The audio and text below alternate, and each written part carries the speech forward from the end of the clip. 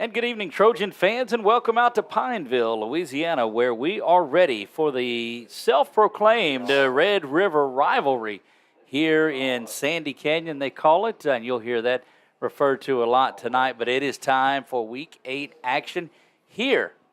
It is your ASH Trojans across the river to take on the Rebels of Pineville. Trojans come into tonight's contest at 4-3 and even up in district at 1-1. Good evening, everyone. I am Doug Gann alongside of my broadcast partner, Nick Magnano. And Nick, first time for a regular season game here. We were here for the Jamboree, but there's something special about Ash and Pineville in the regular season. Oh, yeah, a lot of excitement in the air. Beautiful night, 86 degrees. Feels like 86 degrees. Got a northwest wind at 7 miles an hour. Shouldn't affect the game too much, but just beautiful out there. The grass is a little high, but, hey, we're ready to play some football. Yeah, they are looking to slow things down a little bit. The Trojans play fast. They play fast, and then they come back and they play fast just a little bit more. You know, as you look out, it's one of the best views of a football facility we have. The one in Alexandria, as we look over in the baseball stadium, the lights are on there. We go from there. But as you look across at Bulow Lake and the airport here in Pineville, and it'll be just a few moments before you see those Trojan fans that come across, and they'll start. So the bridge is right out to the side, on the back side of the end zone. Reminds me a lot of Yankee Stadium as you go there and you see the subway train come across into the outfield. Anytime you can have something as part of what you're doing, it just looks a little special. Yeah, and I'm excited to see that. We probably won't hear it in here, obviously, but, you know, you were talking about it last night with the coaches, and they were talking about how much that means to the program whenever, you know, when the fans do that. Sounds really cool. This could be a really intimidating stadium. If it was a little cooler and the wind was coming, that northwest wind was coming off Bulow Lake, but with the night tonight, I think it's just going to be great. It is going to be a beautiful evening here. We look at the sunset beyond the pine trees that adorn the visitor side here, and just a great night for football. Special night for the Rebels as they welcome in their hometown hero and college grad and NFL player, Cody Ford comes in tonight, and they'll retire his number. You see that big number 74 just below the Rebel P there in the middle of the field. You'll see that 74, and Raj will zoom in on that and let you know about it. That is Cody Ford's number that will be retired at halftime, and we'll keep the ceremony here with you. We'll allow you to listen in on the PA and go, but that just means a lot. Yeah, it does, and I'll tell you something else. Robert Anderson, who does the sideline reporting for 446's Pineville's broadcast, was telling us that when his wife was down, you know, at the very end, you know, unfortunately she had passed a number of years ago, Cody came back to visit and just held her hand for an hour, and they knew each other real well, and it meant a lot to him, and just shows what kind of young man he is. Well, it's the community that you have here in Pineville. Always great to be over here. And of course, a little biased. It is where I spend my days and a lot of evenings and nights and weekends here as a member of Mayor Dupree's administration here in Pineville, and great to have it. So, yes, there is a little bit of natural ribbing that I get. Could not wear my ASH shirt to work on here, but I went with the purple and gold that said LSU on it today, and so I didn't cross the line. I just eased right up to it. No, and there was 446 on it as well. So you know you had to represent. There you go. So you got a good look at the number there, and they've got tinted windows, and it's a little hazy out there too, and that's going to lead to what you see is a little bit darker screen. But we'll try to lighten it up as the sunlight, or as the night falls just a little bit. Actually, it's not so bad when I get right behind it instead of off to the side of it. There you have it. Great night for football. Had a great weekend last week as they evened up their district slate at 1-1 with a big, a thumping of the Lions of Ouachita. Yeah, that was a tough one. Yeah, it didn't start off too well for the offense, but the defense really, you know, played well, stepped it up, had two, you know, fourth down, you know, they held them on fourth down twice. Of course, we've seen our play of the game. Our play of the game from last week was the third down stop that O had, and then the fourth down fumble where you know we won the ball back on that one. Went down 97 yards on 4 plays and scored, and then it was downhill for Ouachita. All about the X's and O's defensively. Xavier White, the sophomore, Amarion Ford, number 5, the senior, but. when we talked to Coach Merce on the field at the show last night, and you just saw him light up. We were able to talk to Coach K, who's the quarterback's coach on there, and both of them were identical to this. But you get to Merce, and he starts talking about that defense. And, Coach, all you did was scoot back a little bit and let us go ahead. You have the offensive line, but when it come to Coach Merce, you just let him go. Yeah, that's right. Coach K, you kind of had to get it out of him a little bit. You talked about the quarterback, the young quarterbacks, and whenever you did that, he smiled a little bit. Then you start talking about the progression of Ty, and he started smiling a little bit. But Coach Merce, all you had to do was say, talk about X and O, and then boom. It was and there it went. That's right. Yeah. A lot of big things coming up for you tonight. We're going to have our Southern Air Cool Play of the Game. Now, we'll name our Quibido's Player of the Week. Quibido's right here in Pineville is where we have our Sunday version of our coach's show, if you will. It's called Coach Speak, and we all get together and just talk about the week's football. And we talk about things that, well, maybe the coaches won't talk about, so we'll come out and do that. You'll see some helmet smashing on there from time to time on there. It got a little testy this past weekend in lieu of this rivalry. But Pineville, you look at the Rebels. Our broadcast covers Buckeye, Tioga, Pineville, Ash, and Menard. And Pineville's played Menard. They've played Tioga, and now they're playing Ash. So they've played there. And that's what makes these things good. These local teams getting to dig in and play each other. Yeah, for sure. I mean, it's exciting to see. And Pineville actually played Winfield. I know we don't cover them, but so they've played another local school as well. But I mean, there's nothing comparable to this. I mean, you got the two largest schools in the parish.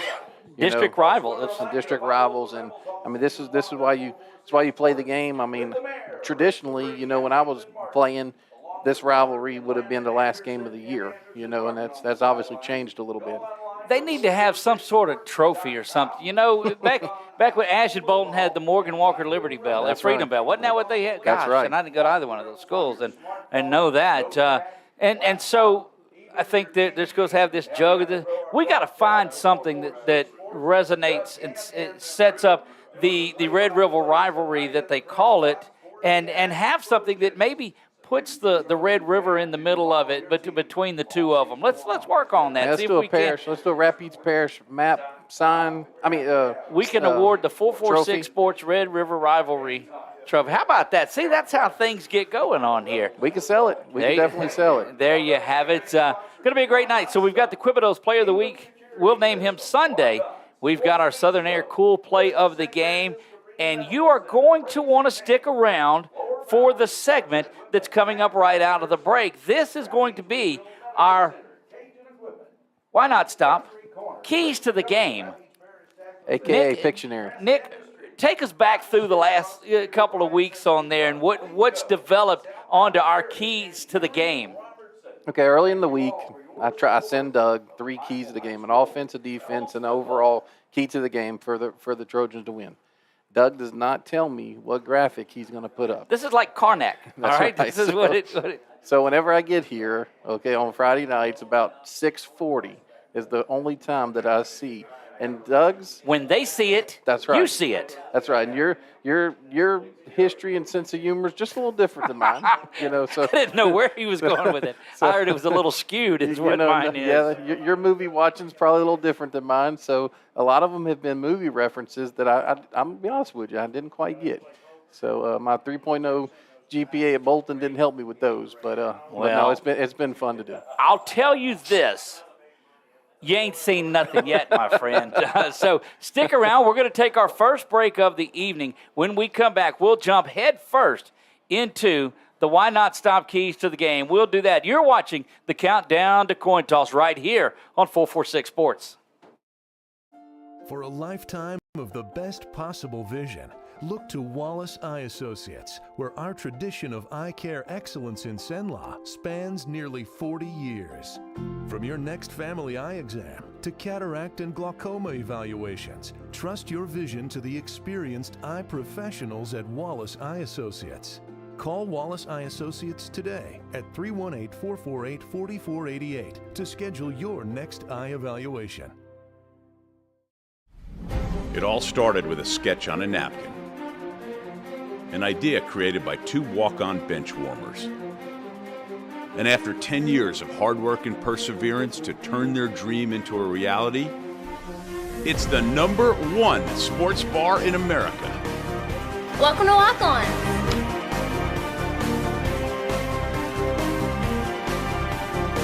Walk-ons, because everyone needs a little playing time. Our mobile banking app is changing the way we bank.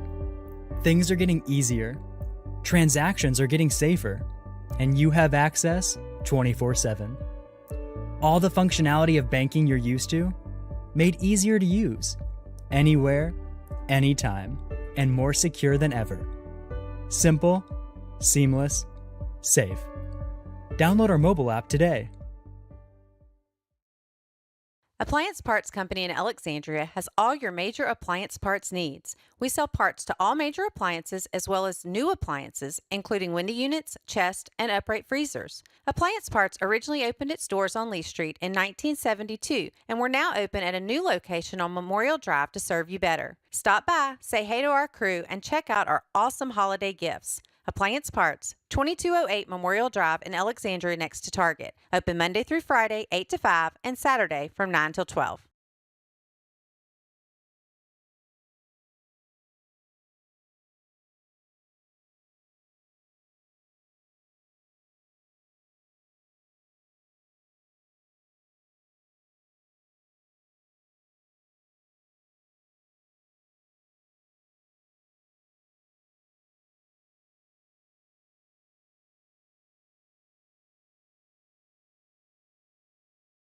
Hi, I'm Kimberly Harrell, certified.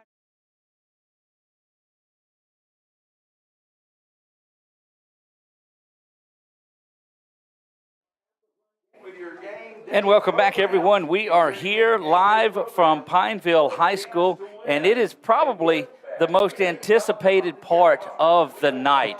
This is Nick Magnano's. Not the kickoff. Not the kickoff. Not any of that. No, okay, I got you. But is Why Not Stop keys to the game. And I even changed the logo on it like I did one week. I'd messed that up. But let's take a look at who's playing tonight in this one. It is the Why Not Stop keys to the game. We click over there, and you see the Trojans and the Rebels. That's the first able key. To get We that got on that there. right. We got Not that a key. right. Yep. Okay.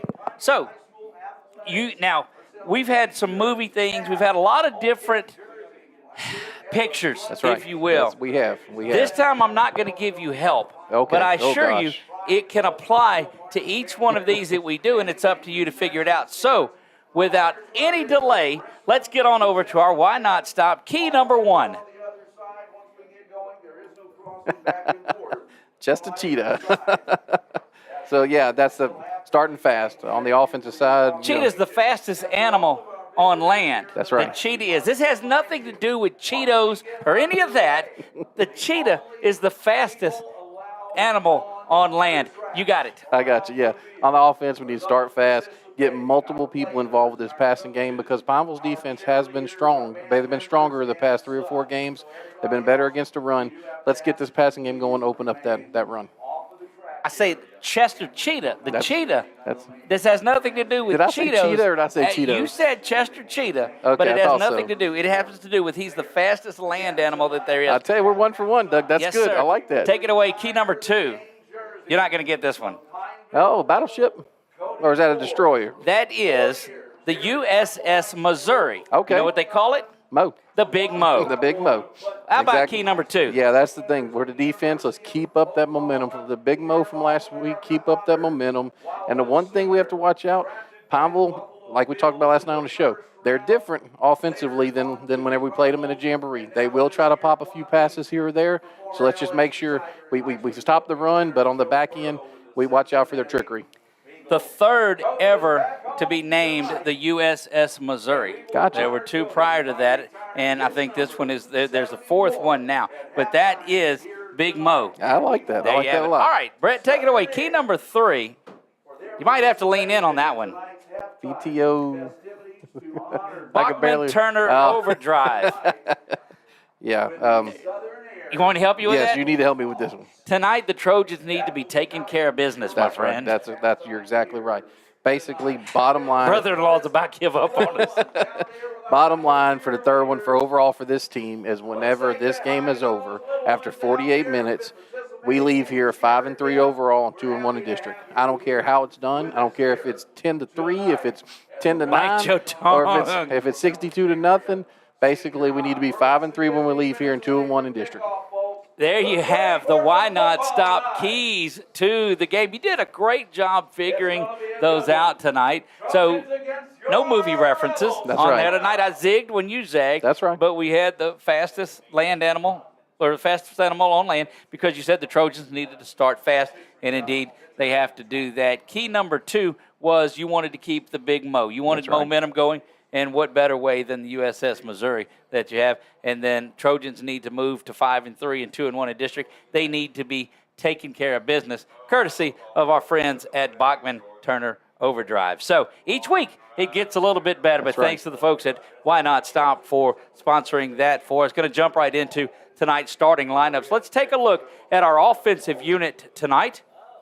Offense, we think, will be on display, and it's going to be led by their trigger man, Ty Feaster. Feaster has gotten better and better and better each week. All he is last week, 13 of 17, 158, and 3 touchdowns on the week. So just a tremendous job from Ty Feaster. We'll move over into the backfield for the Trojans, and you'll see all-world J.T. Lindsey, 27 carries, 187 they give him, took 4 of them away. I don't know why you did that.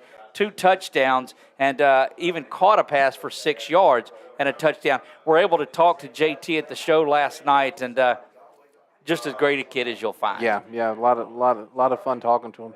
Moving along on the offense for the Trojans, and you see wide receiver E.J. Scott, the senior that is out there, and E.J. had that. They just said, "Look, go down to the end zone, turn and run towards the goalpost." And that's why they call it. That's why they call it the post. And it was beautiful. They faked the wheel out of the backfield to JT, and that left EJ wide open on there. Yeah. So great work by EJ Scott. Moving along, we see Darius Washington. Darius has been so solid receiving when he's needed to, but his worth has been returning punts. Had a little snafu returning the ball last week, but has got that worked out since then. Darius Washington. Jimmy Duncan, you'll see him play just about anywhere. He'll go to the wideout and move to the H-back. We saw him throw a 70-yard touchdown pass. So Jimmy Duncan there at the other wideout. Now we'll move along here at the tight end spot. And what drawback do the Trojans have about their tight end? They never throw to him. Never throw to him. All Tanner Townsend has is 4 touchdowns on the season. That is a record receiving touchdowns for an ASH Trojan tight end, Tanner Townsend. Across that offensive line, you'll see junior Caleb Pearl, the left tackle. At left guard for the Trojans, Jacoby Morris, also a junior, and that's when the seniors take over. In the middle of the line, it is Cam Calderon. They sat down on the show last night, and Cam was like, "Where do you want me to go?" And Brett's like, "You got to get in the middle." That's it. You can't come sit on this side of it. Right. You got to be there in the middle. On the right side of that offensive line at right guard, Brett Bain. Saw him on the show last night. He and Cam were there, and like, well, you can't mess things up and get swapped out of there. Over at the right tackle is Hunter Rivette, number 57. So you've got 3 seniors on the right-hand side and middle of that offensive unit for the Trojans. Now we'll turn around and we'll look defensively at your Trojans. Let's look at that defensive line. Aiden Walker, the senior. You'll see a lot of Aiden tonight. He's all over the field. Run kind of a hybrid, too, I've seen in the last couple of weeks. They'll sit him up at linebacker. They'll drop him as a stand-up defensive end or get him down in a stance as well. That's right. Yeah, he's very, very versatile. Jeremiah Jeffers, right. The young man needs no introduction. Just a force to reckon with on the field, and he gets the start, as he has all year, at nose tackle. Number 94. The Trojans. Elijah Nelson, who you talked about, he and Mason are doing wonderful work as Walker and Wright take that pressure off of him. He's responded. That's the junior number 95, Elijah Nelson. Jalen Kirk, can't say enough about Jalen. Jalen continues to do well. He is the outside linebacker that really swarms to the ball, number 13. Moving out to the DBs as we snuck Kirk in on that, Jay Frazier, the sophomore, and the sophomores are doing some work. He and Xavier White do such a tremendous job for the Trojans. Moving around in the backfield, Mingo made the move from the offensive side of it and is just really good. Week 8, I still expect that Mingo is going to house one. We're going to have a pick 6 out of Mingo sometime. Will it be tonight? I don't know. Stay tuned, and we'll see that one of the hardest hitters there. And we got to meet his family the other night, too. Great folks. Jason, a tremendous guy, family, and everybody all smiles. They're just loving ASH Trojan football, and it's great to see Jason Blackwell, the senior, starting at strong safety for the Trojans. At free safety, you will see another man that swarms to the ball, junior Jaden Lewis, number 16. And then we'll roll through to our final starter. That is the one that we talk a lot about tonight. You'll see him. That is Xavier White, number 46, another one of those sophomores that get the start. And that, folks, is your Velar and Green starting lineups. Big thanks out to those guys. Oh, did we forget Omario? We've got a couple left on there. Boy, if you wouldn't have known them here in the pregame, you'd have introduced them here, but that's senior Marion Ford. He made the big third down stop that set up the fourth down. And as I go back and look at the tape, they should have talked about it at the end of the first quarter. And what did those two on the screen, what did they do last week? They were on the show. They were. See, that's so we're expecting a big night out of that offensive line tonight. That's right. And then we'll go on to our next one, and that is Jordan Mason. And, Coach, you can't say enough big things about Jordan Mason. Yeah, I mean, between him and Nelson, that they have really solidified that defensive line and helped Walker and helped Wright. And it's just exciting to watch. We are going to take a break. When we come back, it is getting close to kickoff time. We will have our coin toss. We'll get down onto the field and see what's going on down there, and then we'll kick this thing off. We have been talking about this week since the final ticks ended there at Ouachita. Even told Coach Bachman in the postgame show, Coach, it's Pineville week, and he just got a little smile on his face and ready to go because he knows what it means to the kids. He knows what it means to the communities, the fans, and everyone involved with us. Don't go anywhere. You're watching the Countdown to Coin Toss right here on 446 Sports. Hi, I'm Kimberly Harrell, Certified Residential Appraiser. I am currently a leading provider of appraisal services for mortgage lending, employee relocation, estate planning, and community property settlements. My experience in real estate over the past 13 years and currently serving as president of the Greater Central Louisiana Realtors Association has given me a clear understanding of the real estate world and the ever-changing market we live in today. For any of your valuation needs, give me, Kimberly Harrell, a call. BK Distributors is proud to support high school athletics on 446 Sports. BK is the one-stop shop for trophies, banners, awards, letter jackets, and just about anything award-related. And now, welcome BK Apparel and BK Promotions to the family for all your spirit apparel needs and anything you need to brand your business. When you think of anything you need with your name on it, think BK. Check them out on Facebook or at bkdistrib.com. BK Distributors, Apparel and Promotions in Pineville. I'm Jason Hall with Farm Bureau Insurance. Did you know that September is Life Insurance Awareness Month? Our team is here to educate about life insurance and help you make the right coverage choices. With the right agent this month and every month, taking care of your family can be simple and something you can do today. There's no better time than now to learn how life insurance can protect your family's financial security.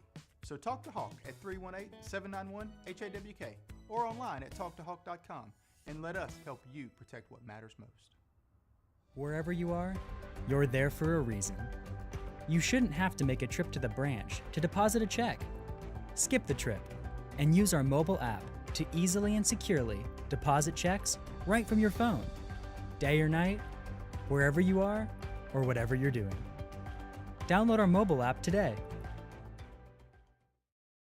Time for our red, white, and cool summer event at Southern Air Heating, Cooling, and Plumbing. It's hot out there, and we want to cool you down with some great savings on your new AC unit. Right now, you could save on a new energy-saving system. No money down, 0% interest, and no payments till June 2024. Plus a 10-year parts and labor warranty. Just need a repair? We got you covered too, with $50 off any repair backed by a 2-year parts and labor warranty. Call Southern Air Heating, Cooling, and Plumbing or visit us online.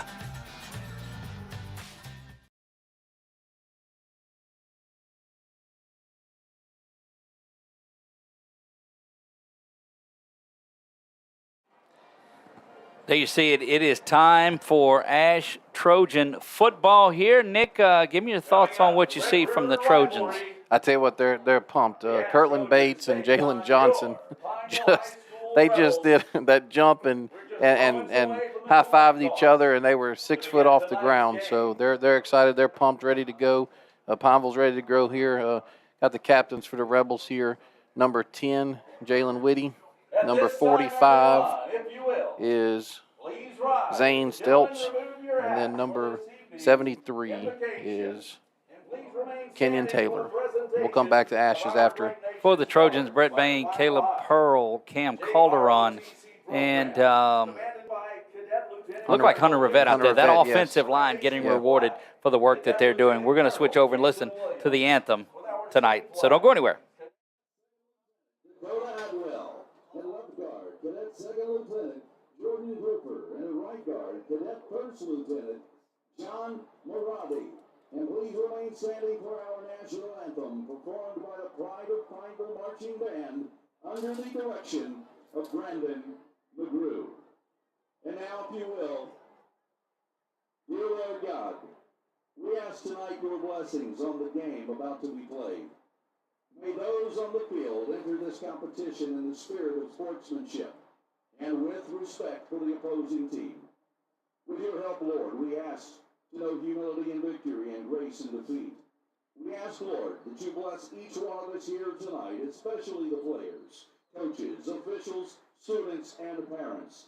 Let us all represent our schools and our communities with respect.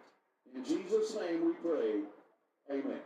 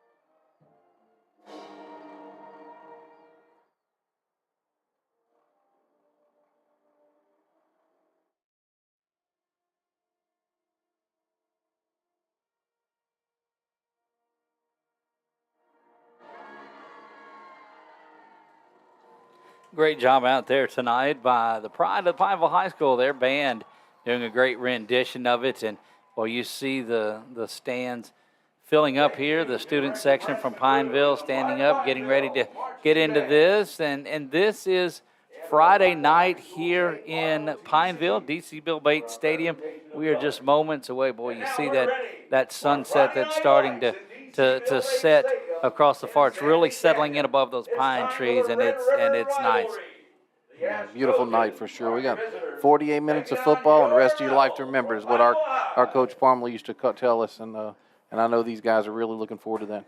Indeed, they are. The officials start to make their way out to midfield, and again, you see, we see here that big 74 that is out there. That's the jersey number for current Cincinnati Bengal offensive lineman Cody Ford, originally with the Bills of Buffalo, is out there. But you see that offensive line coming out, and boy, I'm telling you, Nick, this is your first time. I know you've been through a lot of it before, and you've experienced a lot of big rivalries, but Friday night here with the Trojans and the Rebels is one to really see. Yeah, I don't know if I should be embarrassed or kind of surprised that I got a little chill just now. Look, and that weather's not cooling off that much. Officials are giving word out to both the guys that are out there. 5-man crew out there tonight. And this is interesting. Talking to each other, the coin has been up and flipped. And I don't know if you can really do play-by-play on a coin toss, but Trojans look like they have won that, and they have elected to kick the ball off to the Trojans. The Rebels won that, Rebels deferred, won, correct. and elected to kick that off. And, man, that'll put that high-powered offense out there going left to right. And the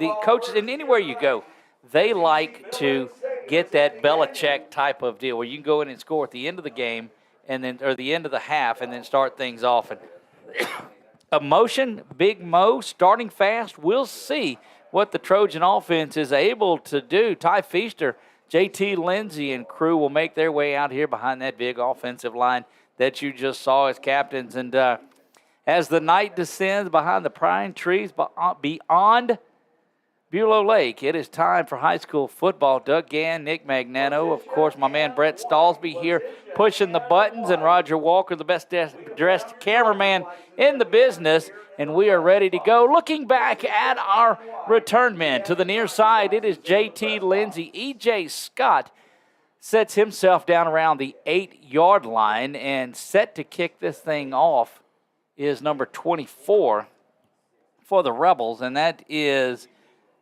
Jacko Lee. Jacko Lee. And again, we talked to Coach. We talked to Coach Merce ahead of time, and he said, "Look, you better have everybody up ready to go. So you've got some good hands there along the front line. A couple of tight ends right in the middle." Again, E.J. Scott sits at the 10 to about the 13-yard line, and on our near side is J.T. Lindsay. Jocko Lee set to kick this thing off. Ladies and gentlemen all around, we are ready for Friday Night Football. That sky kick is going to bounce back. Somebody's going to have to come up and get it. E.J. does at the 15, now 20. E.J.'s got a little bit of a seam and going to find himself down at the 31-yard line, and that's a good place to start. For the Trojans, you had a big hello out there tonight, don't you? Yeah, I want to say hello to Coach Chuck Harrington, Minden high school football coach. His son Roger and his daughter-in-law have really helped us a lot, with the organization of the homecoming festivities, and just want to say shout out to Coach. We hear he's listening, and we're excited about that. Well, here we go. Kirkland Bates, E.J. Scott to the near side. Townsend in there at the H-back to the left. JT. Now Townsend comes into motion. They'll do the toss to the near side. JT's got it. Stutter stepping, trying to get outside. There's going to be a hold, so that one's going to come back. But JT would have picked up what is 11, but will be a 10-yard penalty from the spot of the foul, we do believe. Yeah, it should be around 34 if I'm not mistaken. Yeah. So that's going to put it, if it was at the 34, it'll put it back 10 yards, put the ball at the 24.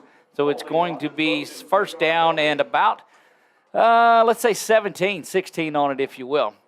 Yeah, the Trojans have really, they've kept the penalties to a minimum up to this point. Maybe a little excitement there on his first play, little adrenaline. Trojans flip the formation. Now it's Kirkland Bates and Darius Washington to the top. E.J. Scott checks things with a near side official. JT and Ty in the backfield. Feaster brings E.J. in motion, gets that little tap pass. E.J. skipping around. He gets back to the original line of scrimmage, so he'll get the penalty yardage back, and it'll be second down and 10 for the Trojans from the 31-yard line. Just underway here on a Friday night in October, 11:23 and counting to go. Handoff is going to go JT up the middle. JT scooting around, pushing the pile forward. Going to get all the way to the 35-yard line. Still going to leave 6 to go. It'll be third down and 6 for this Trojan offense. Yeah, we get to manageable now after those two plays. That was here we go. Feaster quickly comes up to the line, hoping that penalty for holding doesn't hurt the Trojans because they picked up a first on the very first play. Now they've got a lot of work to do. Kirkland with his hands in the air. Bates not knowing what happened there. Trying to say, hey, give me the play. Snap is back. Quick throw. That's a turn. Got to make the first. Darius is going to be stopped for the first down. They'll give him outside the 41, and that'll move the chains for the Trojans. They start to walk it back a little bit now, but that does give them the first down.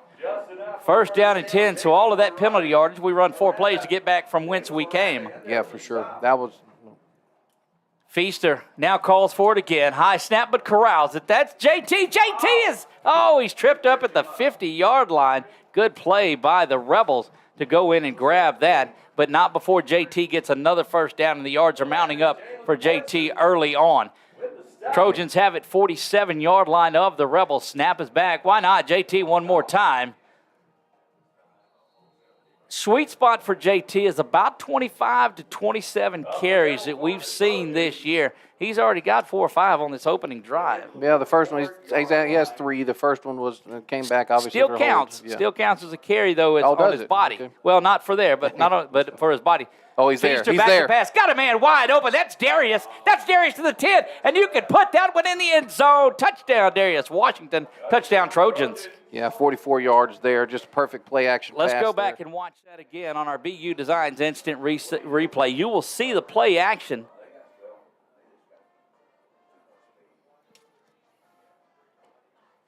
There's the play action of JT, and everybody just crushes down on JT, and that leaves Darius wide open. Had his man beat by 7 yards. Bodie Van Dyke set to attempt the PAT out of the hold of My Mingo. Snap is back, kick is up, and it is good. Trojans on top, 7-0. We'll be back. You're watching ASH Trojan football on 446 Sports.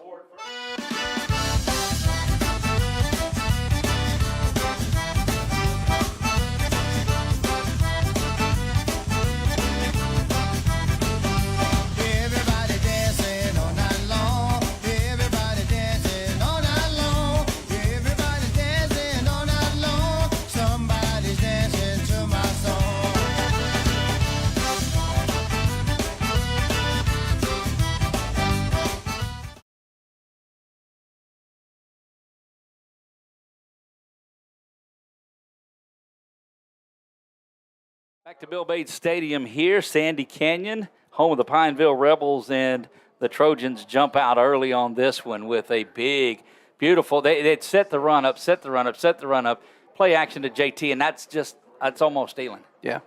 Wasn't that my first key to the game? I'm sorry. You said fast. It was pass to set up the run. Darius was fast. There's Chan. That changes things up. That's going to bounce around.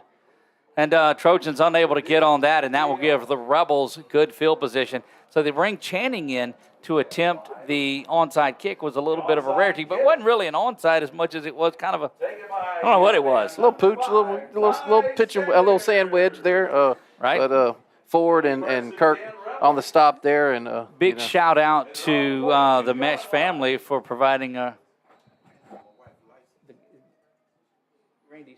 the guy.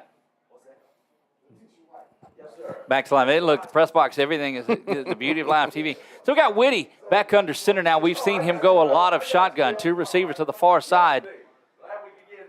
Kind of an I formation. Fullback's going to get it, and so is the Trojan defensive line. There's Xavier White and Jason Blackwell in to record their first assisted tackles of the night. Go ahead and see who we had that ran that one for the Rebels. We'll see who's back in there. That is 45. No, I think it was 45 was the fullback. Fullback was the first man through that got it. 2nd down and 8. Ball at the Rebel 45-yard line. Whitty under center. It's a toss, bobbled around, but big time work. Johnson. Jalen coming in, playing a little bit of defense, and how about that one? And look, that one was messed up from the start, as that could have been trouble for the Rebels. Yeah, PA man up here said something don't look right before the play. So if he's seeing it, they definitely know that something was wrong. But I'll tell you what, on that first one, with Xavier holding containment on the outside there. And really just, because it was open if he would have got there, but Xavier kept it. Big play for the Trojans, opportunity to get off the field here after going down and scoring quickly. Whitty stays under center. We've seen him go out of shotgun on some of the film. He'll step back, fakes the toss, and here comes pressure to the near side. That one is dumped away, and it's going to be caught but shy of, no, they're saying it's incomplete. And it looked from, of course, we were on the back side of it and couldn't see. Yeah, Jalen Kirk there would a great blitz, delayed for a second, but then shot out like a cannon. And then whenever he was about to get free, then Xavier White was there to put the extra pressure on. So here we go. Rebels have to punt here. And back to receive. Doesn't look like, is that Darius that's back there? We're off to the side of him. Yes.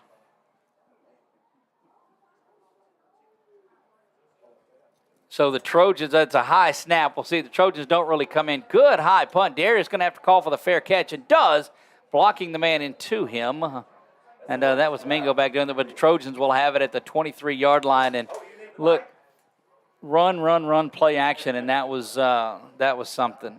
Yeah, that punt there, it was an end over end. It was backwards end over end. How important that is. Australian. Yes, that was Australian. How important that is for him to fair catch that cleanly, especially with a man being blocked into him. And that was good work by the Rebels gunner there that shoved them back into it, but Darius again covers that up as well as anybody. JT in the backfield with Ty. Near side H-back is Tanner Townsend, 2 to the top. Now Tanner goes in motion. He starts up the field a little too early. That's going to be motion.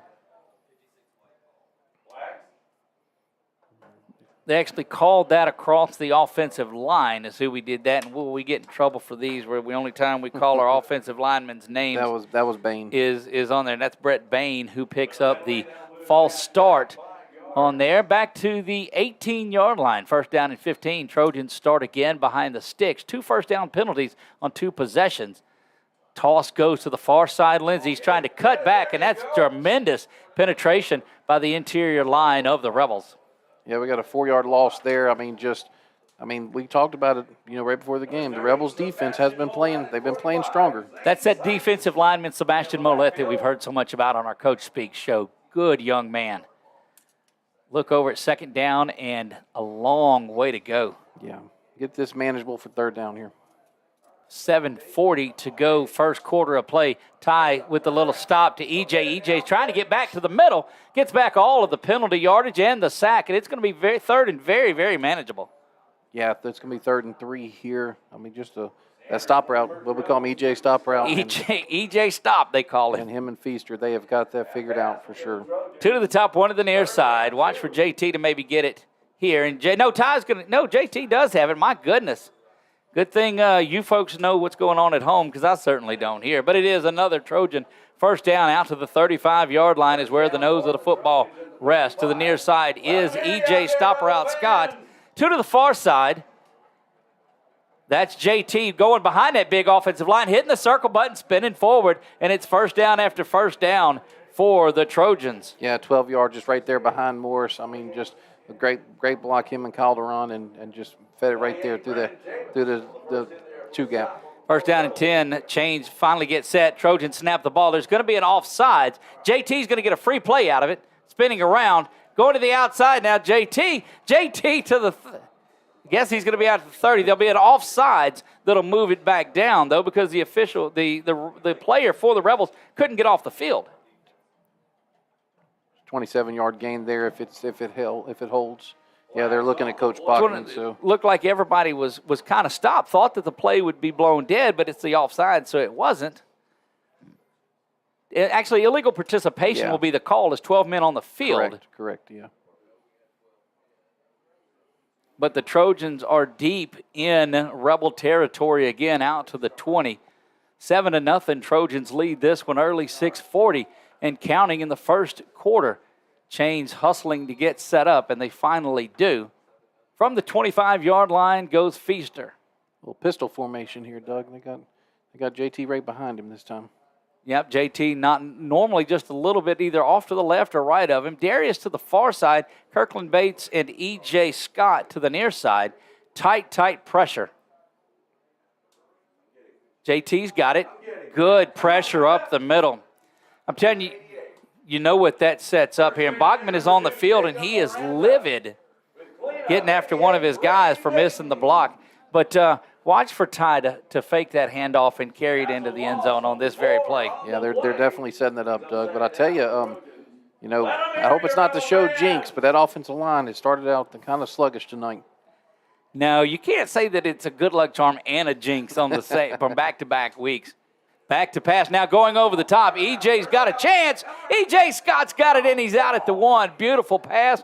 We see the Trojans work on that pass in practice more than they work on anything. Yeah, 28-yard completion there, and he high-pointed it. Actually got both feet in bounds and kept possession all the way through the catch. Down to Excellent. the 1-yard line, and JT looking in, ready to go to work. Feaster and company getting the sign. Kirkland, the lone receiver to the far side. But I'd be not a betting man, but I'd believe that JT is going to get an opportunity to touch it right here. He'll have to do it after the timeout is called. Timeout is taken by the Rebels. We'll take it with them and be right back. Trojans lead it 7-0. We'll be back right after this on 446 Sports. It all started with a sketch on a napkin. An idea created by two walk-on bench warmers. And after 10 years of hard work and perseverance to turn their dream into a reality, it's the #1 sports bar in America. Welcome to Walk On.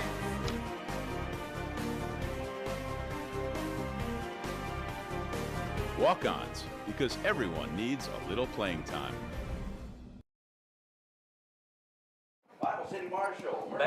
Back to work we go. Trojans wrapping up the timeout from the Rebels here, and okay, this is that interactive time where you get to say what you think is going to go along. I believe that JT gets it up the middle, and what do you say, Nick? I think Ty. I think they've left it open for Ty to, or they've run JT, and I think Ty's going to keep this one on that run pass option here. Oh, I'd like to see him hang on to that when they're crashing down a little bit more and not use it here at the goal line inside the 1. But we saw the Trojans make a big defensive stop down here last week that catapulted their defense into something. But let's see if the Trojans' offensive line can bull their way through. A lot of confusion still, it looks like, from that Rebel defense. JT just a step behind Feaster. Snap is back. JT's got it into the end zone. Touchdown Trojans, touchdown JT Lindsey. Yeah, anticlimactic there. We'll see that on the, not for me that picked JT, we'll see that on the BU Designs instant replay as they gather around. It's about a 15-second delay on this that it goes all the way back on there. But the Trojans add on their second touchdown of the night here in the first 6 minutes of this one. You'll see off to your screen, JT is just going to go right up the middle. And now the Trojans set up for the extra point. Mingo back to hold. Shannon Mesh on the extra point this time. Snap is back, and it's a fake. Hustling around Mingo. I don't think the fake was called, though. Mingo throws this one over the middle, and it's going to be pulled down by Jimmy Duncan. And, oh, baby, they didn't call that up here. You hear that because we're so close to the coaches. What are you doing? I'll tell you what. And Jimmy, whenever he was falling down on it, he just kept it up with one hand. I got this. Hold it up with one hand. That comes from that 7-on-7 when you'll see him go up and they'll one-hand that. But Jimmy Duncan going up in big time on that one. So didn't mean to do it, but 15-0. Trojans have the lead here in this one. Would not have made the first water break had it been September.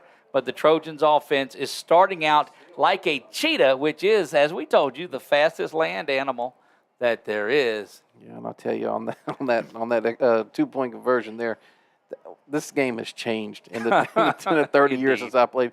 We caught it, we tucked it, and I mean there was no questions asked. As opposed to falling down with your hand in the right. air and getting that one. That's right. Rebels go back out. They've got 3 and 6 going back deep for the Rebels. That's Jalen Fortson, and I don't see a number 6 on the roster. No, but number 4, Landon Grimes, is back there as well. And that's who you got to kick the ball away from. Yeah. Grimes is the one that took it to the house on the last play of the Ruston game. Great young man, great family. And there's an onside kick by the Trojans bouncing around, and it's going to call an offside. So you got to expect that the Trojans will, and it's all gas, no brakes in this one, my friend. Talk about. That's the first time I've ever seen the line judge actually call. Easy, big fella. Easy. No, he did the signal. Right. I guess since the referee's down at the goal line, he just turned and did the signal. I thought. Now, have you ever seen them switch kickers and units in the middle? So the whole team switches sides, and they bring their onside kick specialist out of the game in favor of Channing. What was crazy last week, Bodie had every kickoff. And he didn't even have an onside kick. That's right. You know, he pooched it 30. So not so fast, my friend. Right. That's right. That's right. The guys from Pineville step up, and this one is going to go over their head. What a great kick that pushes back Fortson, the return man, but he's got a big head of steam. Ooh. Oh, and he just runs into a wall. That's Christian Ray standing there, he and Jason Blackwell. But, goodness, is that Hobbs that was there too, 45? 45 is, you got him right there. 45, Colby Pope there was in there. He's the backup. So, I mean, it was just it was Daniel Crenshaw, Christian Ray, going at each other. Blackwell, but Christian Ray took the brunt of it. Indeed, he did. Yeah. And they'll go get those guys settled up just a little bit. Wow, that Trojan defense back out there. They've been second possession for the Rebels. Second time the Trojans have, or the Rebels have been out, and they switch around, getting back into a little bit more of what we saw in the Jamboree with the mixing and the moving around. Grimes comes out to the near side. Handoff's good. No, they couldn't get the handoff away, and Whitty is going to go down in the arms of Aiden Walker. Yeah, Aiden Walker, Jeremiah Wright. Yeah, just met at the quarterback. Looked like a little confusion there in the backfield. I didn't know if he wanted to hand it off or try to do the bootleg, and Aiden was there to stop him or to slow him down, and then Jeremiah helped him get him to the ground. Great defensive play there. 13-0, Menard leads their game in the first. Good stuff, good stuff. Second down and 11. Whitty back under center now, a little bit more of a deeper formation for the running back, and that toss does go out to him. Coming to the near side, brought down, that's Jason Blackwell, that's Xavier White, and Aiden Walker back on there, and that's going to be another big third down. As look who comes in on defense, it's Jalen Johnson. Yep, yeah, he's been playing tonight. We've seen Duncan, we've seen Frazier, and now we've seen Jalen Johnson. That was old 40 sweep, Doug. That was the old school 40 sweep with a fullback, a tailback. That's what I like to see.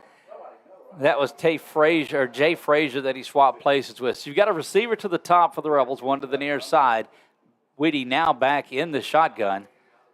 Back to pass. He's going to get good offensive line work. Here comes a late blitz. And Mingo goes up and taps that one away. And great defensive work by my Mingo. Yeah, I mean, he played inside leverage there, high pointed the ball, didn't give him a chance to, and he could have tried to intercept it. If he would have tried to catch it, and it would have went through his hands. The receiver's there. He just knocks it down. Great play. And, you'd rather do that. So back on to punt now are the Rebels. That's Jocko Lee that is out there. Darius Washington puts his heels on the 45-yard line, just nearest to the black outline of that P that adorns the center field, or the middle of the field here. Good pressure by the Trojans, but even a better kick by Lee.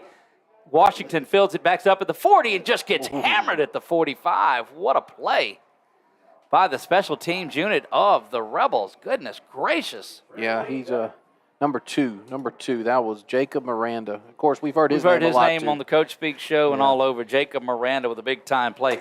See Cody Ford down on the field. He's down around the 45-yard line. He will be getting his number retired. Favorite son here of the Rebels in Pineville doing big things. Blocking now for Joe Burrow and the Cincinnati Bengals. So great to see Cody out here, and he makes his way back up for a picture. So special night here, and we'll cover that for you at halftime. We will let the camera roll and watch that production that goes on. We'll turn it over to our PA announcer here. But right now we've got 4:20 to go in the first quarter. Bates and Washington to the top. No, that's Bates and Jalen Johnson. Now watch that move up at the top because Jalen spread out to the top. And Feaster's going this way now. Going down the field is EJ. EJ's got it, 15 and 10. And oh, baby, here we go. 35-yard there completion. Coach Doug, that's coaching. Yeah. You have Jalen up there, and everybody's thinking the ball's going to go to Jalen. Okay, or JT, or somebody. And you've got EJ Scott, and just perfect pass. 35-yard gain there. I mean, couldn't have thrown any better. Trojans hurry down to the line of scrimmage. Snap is back. JT's got it. Stutter steps, now comes back in, spins around, has to get by his offensive lineman, but is going to be thrown down around the 6-yard line. Oh, yeah, I didn't like that. I think they're going to give him 5 there. I didn't like the way his head. Glad he wasn't on the turf tonight. Right. That soft, high grass that's down there. Here's the snap back to Feaster. Gives it to JT once again and spun around. This is a time where I think JT could keep it as it brings up third down. Ty could keep it, yeah. Yep, Feaster, Ty. Feaster could keep this one. He pulls that because they are crashing so hard on JT right now, and why wouldn't you do that? Yeah. Well, they have taken the crowd out of it tonight, the Trojans have. Both sides, home and away, just sitting quietly. Feaster in that offensive line and that offensive unit looks over. Jalen still lone coverage to the far side. Don't think he won't make a move and slant to the inside for one. Got a lot of room for that inside slant over Calling there. a timeout. As the linebackers and all. And maybe JT's looking at that, or Jalen is looking at that saying, hey, look, this is what we've got here. Getting some of the other scores. Neville up 10-0 over Tioga. And, well, you going into a juggernaut up there at Neville.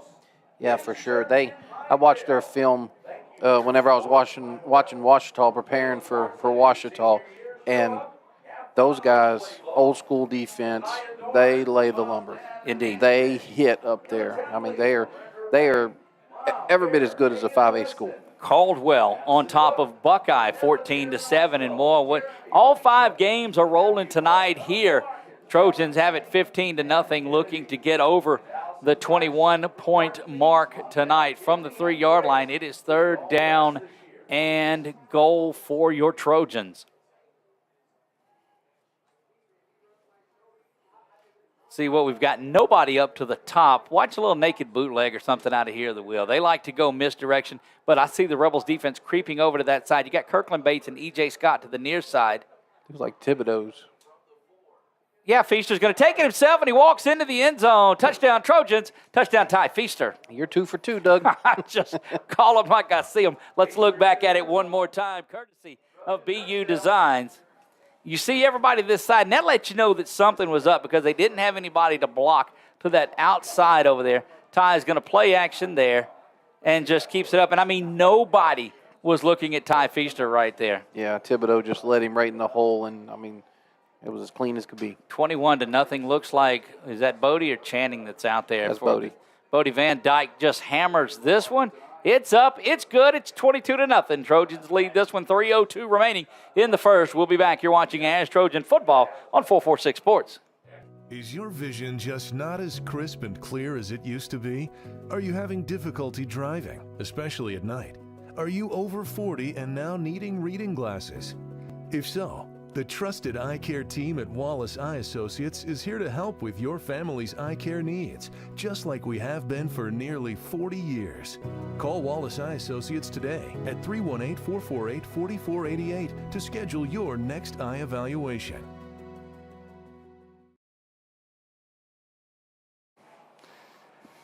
Jalen Fortson back deep to receive.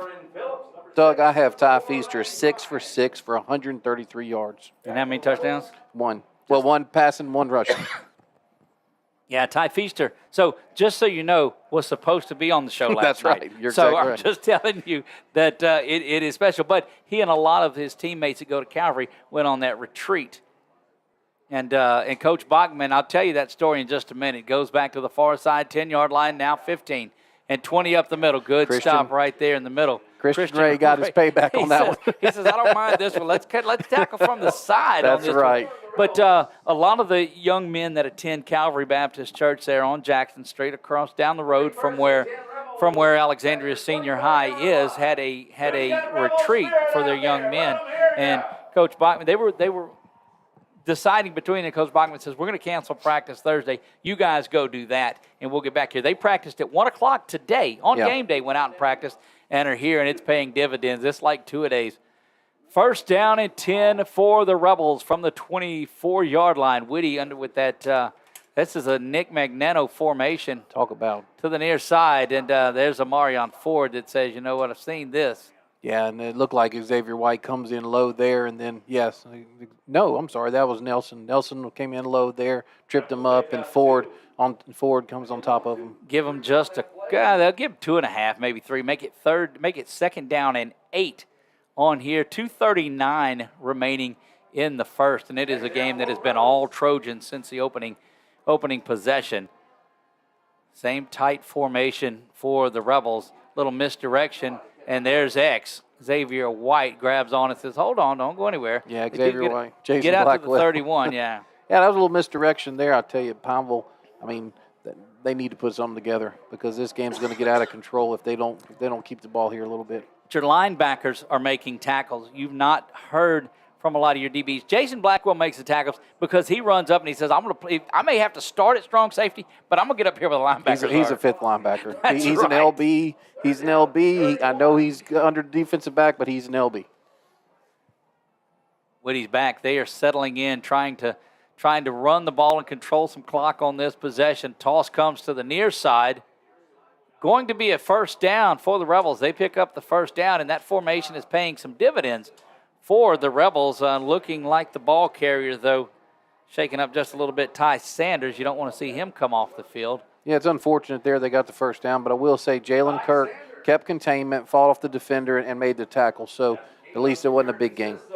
First down and 10 from the 38-yard line.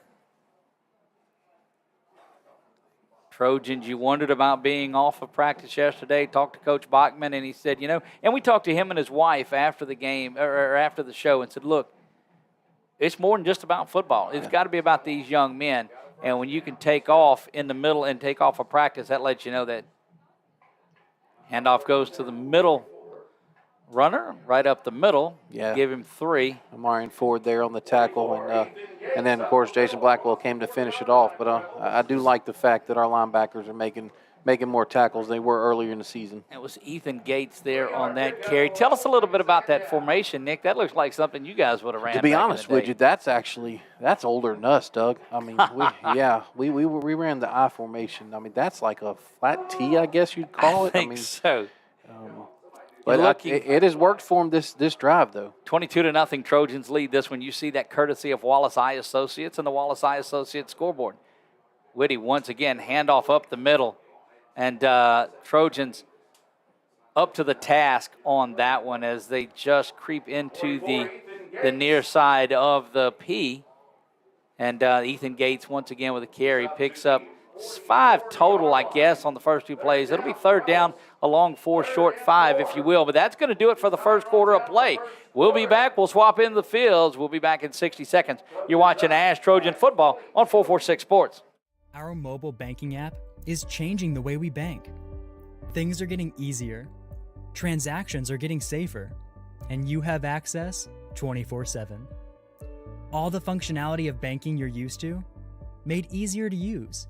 Anywhere, anytime, and more secure than ever. Simple, seamless, safe.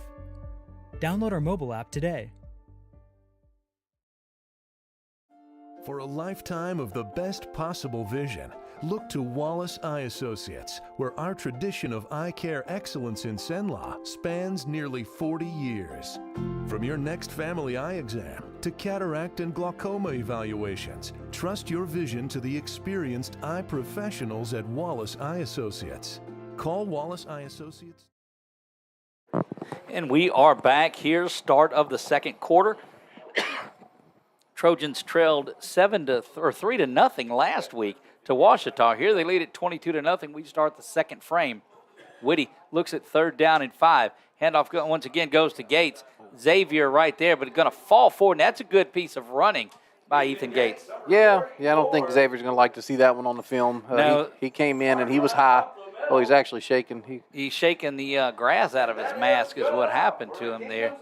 Yeah, to be honest with you, Doug, that might be that inexperience that we were talking about, or that the coach was talking about. He just didn't quite get his pad level lower, and he paid the price on that one. He'll learn from it there. Still not inside the Trojan side of the field on this drive. The ball rests at about the 49.5-yard line. Doug Gann, Nick Magnano, Brett Stallsby pushing the buttons and producing, and my man Roger Walker up there running the camera for us here. It is second quarter action. Banging around. Ball's on the ground. Falling around, and my is going to fall on it. And oh, my, the Trojans have it. Yeah, he had to snap, and he turns, and I think his running back was too close to him. He went to hand it off, and they bumped chest, and the ball ends up on the ground. And my. There's not going to be anybody gets to the ball quicker than Amirion Mingo. That's right. I mean, he has a knack for it, nose for it, and his senior years has been a great one. It's been a great one. From the 47-yard line now go the Trojans. 11-19 remaining in this first half of play. And this is one of those that man, you look at that play action and take a shot at this one. You see that in college, you see it in NFL. We'll see what the Trojans have here. Kind of a tight formation. We'd think they weren't. But look at perhaps something down the seam by someone numbered 85. We'll see about that one. There you go. Thank you for that. Coming to the near side is E.J. Scott. Spins around. Going to be right at a little play action, and it's going to come back on a reverse to Darius. Darius has got to make a man miss. It does. Gets all of the 10 yards back that was behind the line of scrimmage. 7 more. It'll be 2nd down and 3. A lot going on right there on that play. Yeah, and to be honest with you, at the very end there, it's just like, hey, our guys got to make a play. It was kind of blown up there, but to get 8 yards. Get 8 yards, yeah. All eyes on 2 in the slot. Jimmy Duncan, who had that big one-handed 2-point conversion. Kirkland Bates to the side with him. And JT flanks left side of Feaster. Ty calls for the ball. Play action. There it now is. Going over the top. Now got a man just overshoots the intended receiver, E.J. Scott.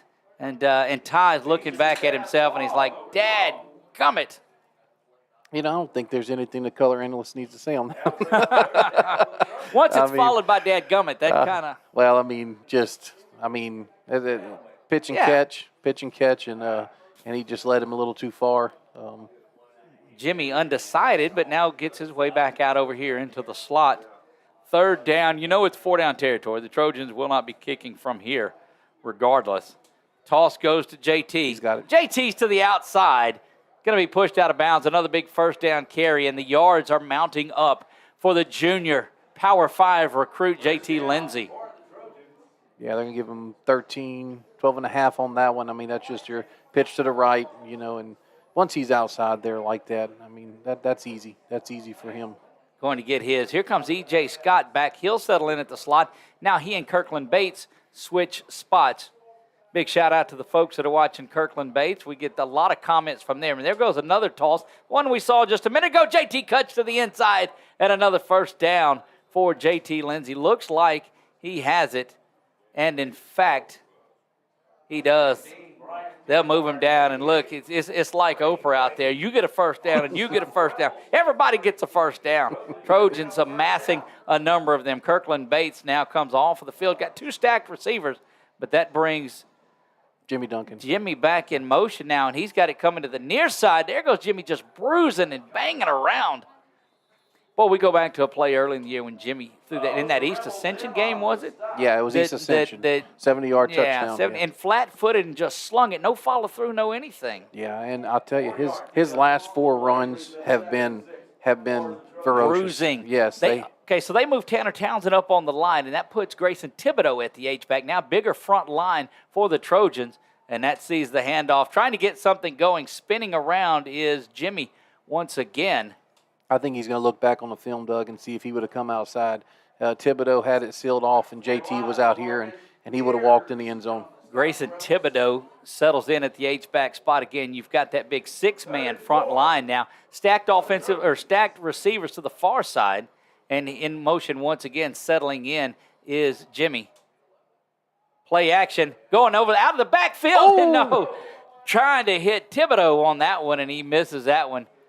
Still don't believe that the Trojans will come out and try to kick from here. I got to believe that they're going to go for it. Boy, trying to get the other tight end in that. Yeah, kind of a little bit like the Saints last night. A little excitement. Sees the touchdown, and but I tell you, we'll take that because he had the great block. Thibodeau had a great block going in for Feaster's touchdown earlier. So Rebels defense have seen every pitch. Feaster can do just about what he wants to on this one. He can hand it off to Jimmy. JT, he can take it. Instead, the Trojans are going to get a timeout with 8:56 and counting, trying to add to this 22-point lead that they have established here in the first. We're going to keep it right here. Again, tell us a little bit about what's coming up at halftime. Yeah, Cody Ford, just an excellent story. Offensive lineman here, went to Oklahoma and played at Oklahoma's All-American Oklahoma, gets drafted in the NFL and coming home to retire his jersey. Won't be another number 74 ever in the history of Pineville High School. Blocked for back-to-back Heisman Trophy winners in that, and that'll get you drafted. Yeah, put a little pressure on you, too, and he's done well with it. Indeed, he has. Good stint in Buffalo. They really, really liked Cody up there. And, of course, you know that Joe welcomes another Louisiana boy up there, although Joe just by way of a little bit of college time, so made his way down here. But great to see Cody. Cody had his second annual camp. He comes back and he gives back to a lot of the kids here, and just the great work by Cody Ford. You see him around the 23-yard line is where he's at now, trying to said, look, I got a year of eligibility left. Let me get out there. Hey, he looks about like some of those Rustin guys from 2 weeks ago. You're exactly right. Here we go, 4th down and 3 now for the Trojans. Have to get the ball inside the 8-yard line. EJ to the near side. Good tight pressure by the Rebels defense. They bring EJ in motion. Toss comes to JT. JT's trying to get to the outside. Stutter steps to the inside. Banging around inside the 5, and JT did that all on his own. I mean, that was some smooth running by Lindsey. Yeah, I mean, you put him out there, and he puts the defenders on the island, and once he puts that right foot down, it's 6 or 8 yards. Barry Sanders-esque run there from JT. Right up the middle is JT. Touchdown, Trojans. Touchdown, JT Lindsey. Let's look at it again, courtesy of BU Designs.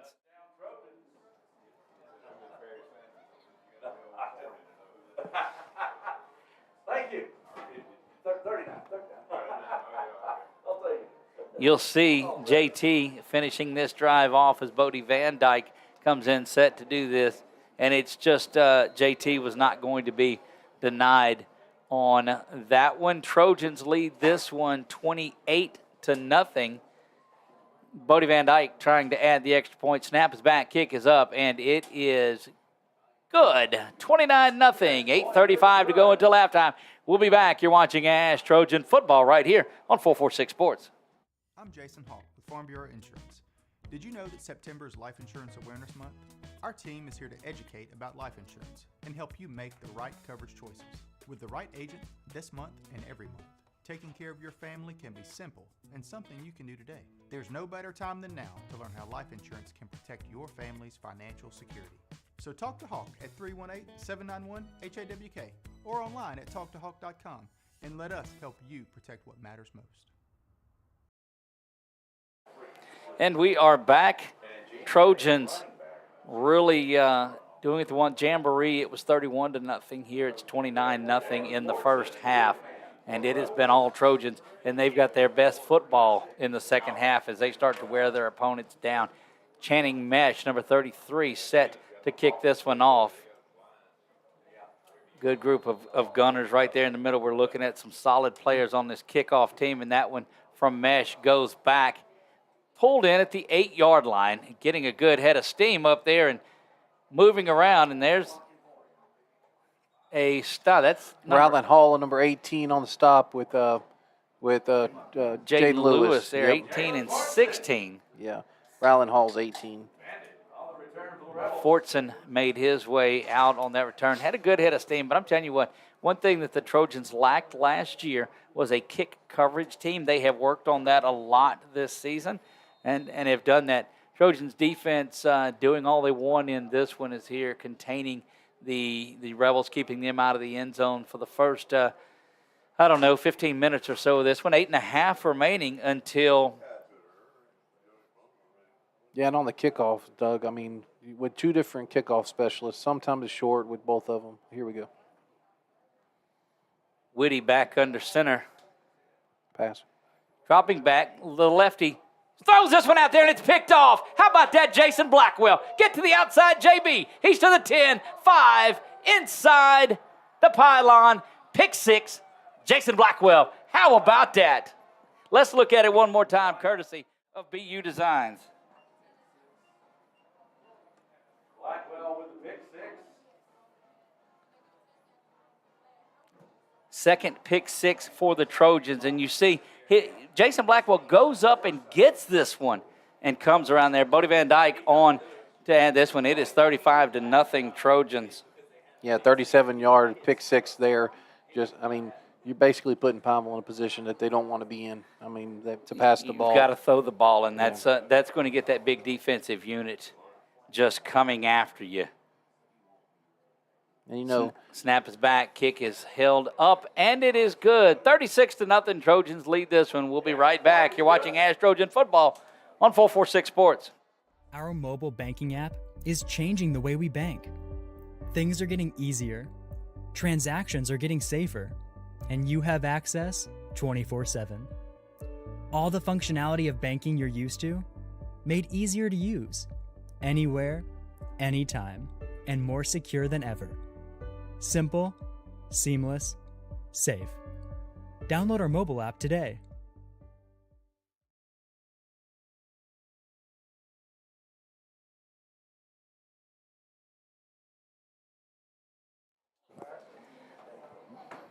Back to action we go. Big thanks out to those of you watching on YouTube. We hit that like and subscribe button. Leave us a comment. Let us know who you're watching tonight in this one. A lot of broadcasts going. Of course, you can hear the Rebel broadcast over there at halftime, or you can hear on our other channels. You can hear Buckeye as they play Caldwell. We've got Menard and where did Menard go? Menard's at Rose Pine. Yeah. In that one, Menard trying to go 3-0 in district. Mesh pushes this one to the far side over where Grimes is. Grimes to the 10, and he's going to give it an effort. Grimes now cuts back, but that was answered to the far side. Looked like Cortez Simon. Yeah, Cortez going up and getting that one. Again, coming up, it is the Southern Air Cool Toss at halftime. Cody Ford is going to throw football into a condenser that was set up by the folks at Southern Air, and one of the former players here at Pineville, Cameron Page, will be down on the field with him. So big shout out to Southern Air, who sponsors and supports this high school community. They sponsor our cool play of the game each and every week.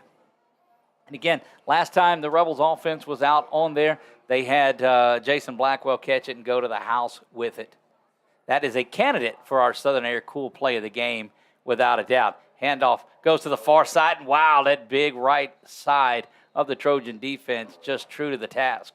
Yeah, we had Marion Ford, met him in the hole there, and then just a cast of Blackwell came in. White, Xavier White met him in the hole, and then Blackwell was there, and then Jalen Johnson came in and got a shot in as well. Coach, let me ask you this. Is there a more deserving young man than Jason Blackwell to have the success that he's had this year? No, sir, it's not. And all the injuries the one injury, but he's played through it. I mean, for the first 4 games, he was on and off the field because of that shoulder injury. 150 pounds and will come at you like he's 250. Toss comes back to the near side, spinning around, and there's Ford that says, oh, no, not this time. Not in my house. Yeah, he started with it, and then Xavier White comes and finishes him off. Xavier's at 6 assists to tackles and 1 solo so far this game. Getting hungry, Coach. Well, another thing, too, I wanted to say, Miss Carla Harrington, who was Roger's wife, who was really instrumental in helping us. Yes. When we talked about Coach Chuck earlier, I said his daughter-in-law, but I'm sorry that I didn't mention her name, Miss Carla.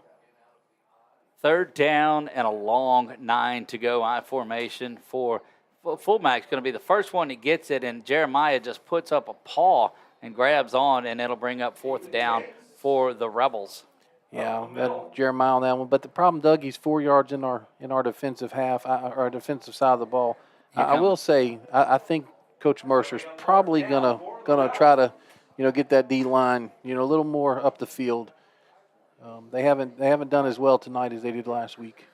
4th down, Trojans defense continues to dominate in this one. Darius Washington stands at the 50-yard line. And not that the defense line's playing bad. I mean, it's 36-0, but still, him. Snap is back. Here comes good pressure up the middle, and they kind of just get out the way of it. Darius goes back and gets that one to the 50. Trojans don't have a punt return for a touchdown this year, and they still don't, but they will start inside of Rebel territory with an opportunity here. If they can put this ball into the end zone, it'll be Cheetos for everyone. 5:57. We have JT coming out and Jalen out here, Kirtland Bates. So all the starters still in. So the Trojans have been just a step ahead. When the defense of the Rebels backs off, then they'll throw the stop routes, whatever. When it gets up tight, they send the receiver past, kind of mid-coverage. Back to pass, though, is Feaster. He's trying to go over the top. Good stop route, and they're going to call pass interference. Yeah. And I will say, I mean, the defender, he did well by turning his head, but he grabbed him. Yeah, it was a good defensive play. He turned his head, but he was looking at the ball, but he still grabbed him on the way by, and EJ was trying to make a play on the ball, so that's why you're calling it. I will say this, too. Ty took a shot on that one, too, so glad to see that he's able to get up and make this. So we got 15-yard. It's a first down, but not an automatic first down, It's not an automatic first down. It has to be a roughing, but it will give them, as a result of the play, the pass first interference. down. Yeah, the pass interference gives them the first down. So we're going to call that that's a non-play, right? No. That's correct. No play there. 31-yard line go the Trojans. 5:57. The clock didn't run on that play at all. Back to pass is Ty. Stop route is there. EJ, stop route. Scott has it. Yep. Look, it's pitch and catch for those two. And that wasn't even that. I mean, that throw was a little off, but EJ just went up and got it. Yeah. That was Kirkland Bates at the slot. Haven't seen him targeted tonight. Look for him maybe down the seam. A lot of space from the defender that is backed off of Kirkland. Jalen Johnson has tight coverage. If you can get Jalen in that tight man coverage like that, he can get around and get to the end zone. Watch something down here to the near side to Jalen Johnson as he checks with the near side official. Feaster's going to keep it himself. Cuts back to the middle. There goes Ty rambling around inside the 5. Thrown down at the 2-yard line. It'll be first and goal Trojans, and they'll hurry to the line.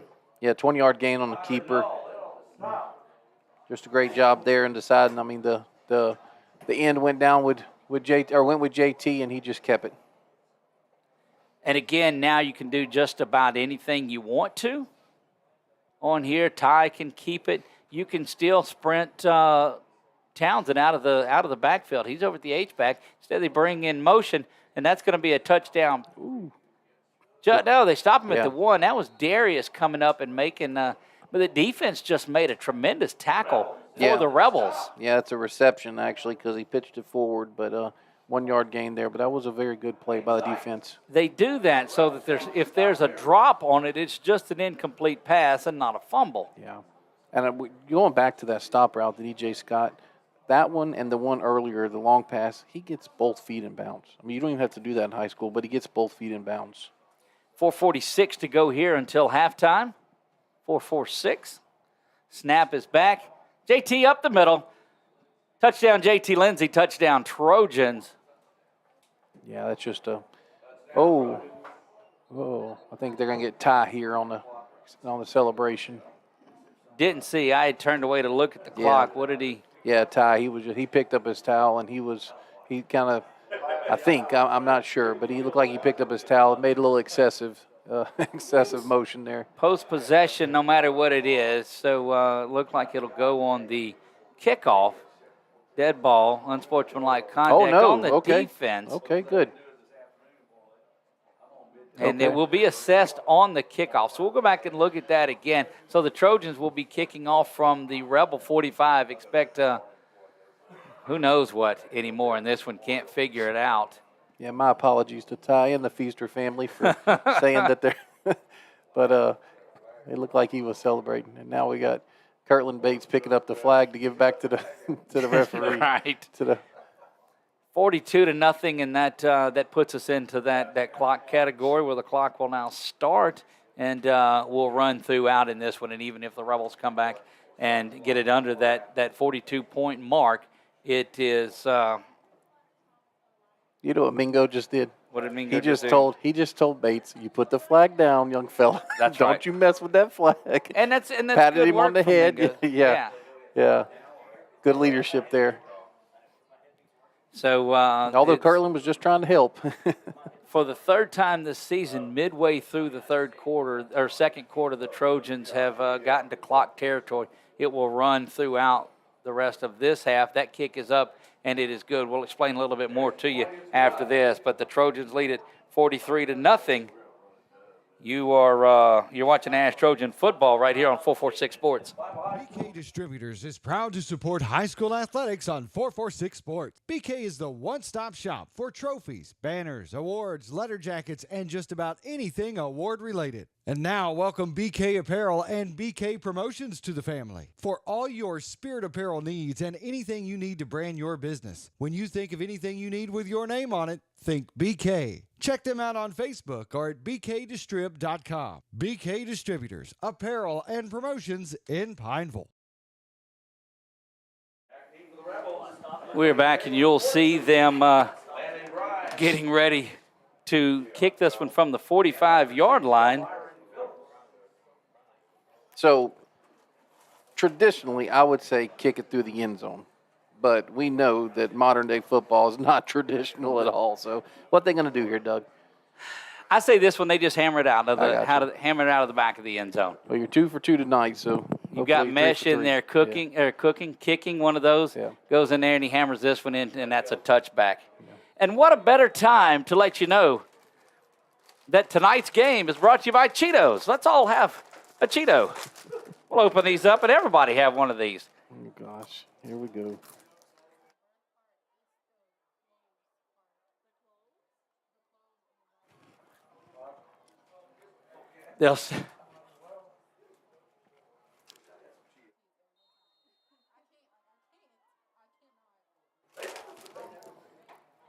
Rebels have it first down and 10 following that touchback, and that follows the 15-yard penalty for unsportsmanlike conduct. 43-0. Trojans lead this one. Jalen Johnson coming on late here. And goes off to the far side of it. Good work. Amarian Ford there on that solo tackle. Amarian just having quite a game, as he's had all season long. Yeah. I will say this. That was kind of sloppy. We're out there with 10 men on the field, and I'm pretty sure Coach Merce is not going to like that part. Well, you get confusion when you have your offensive guys out and they're moving. That's right. You're right. And so you know it's not an excuse, but it's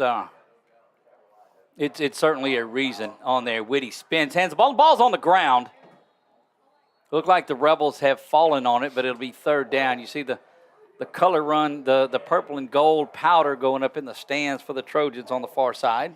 Yeah, on toga night here. I guess all those white togas are now going to be purple and gold. We told you Neville on top of Tioga 30-7. Oh, wow. Neville, we're 3 for 3 on the night. Here's another pick for you, and this one we won't get to pay off till next year, but as Neville makes the move up into 5A based on the classifications, look for them to move into this district. Yeah. They'll replace West Washita, we believe. H goes back up to the middle, cuts around, and he is brought down by Jason Blackwell and Jeremiah Wright on that one. And here comes the punt team once again for the Rebels, and that will bring Darius Washington, who once again stands around the 50-yard line. Yeah, look to see if going to have the starters come back out on offense, or if they'll be out. Okay. They'll be out through the first series of the second half. You got to believe that's been the.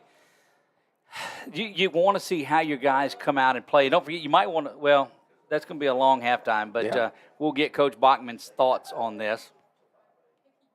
As that kick is from Lee is there and spun around. Darius gets out, makes the first man miss. Getting to the outside, and he's got a chance now to get down the seam, but brought down at the 24-yard line. Trojans will have their best starting position of the night.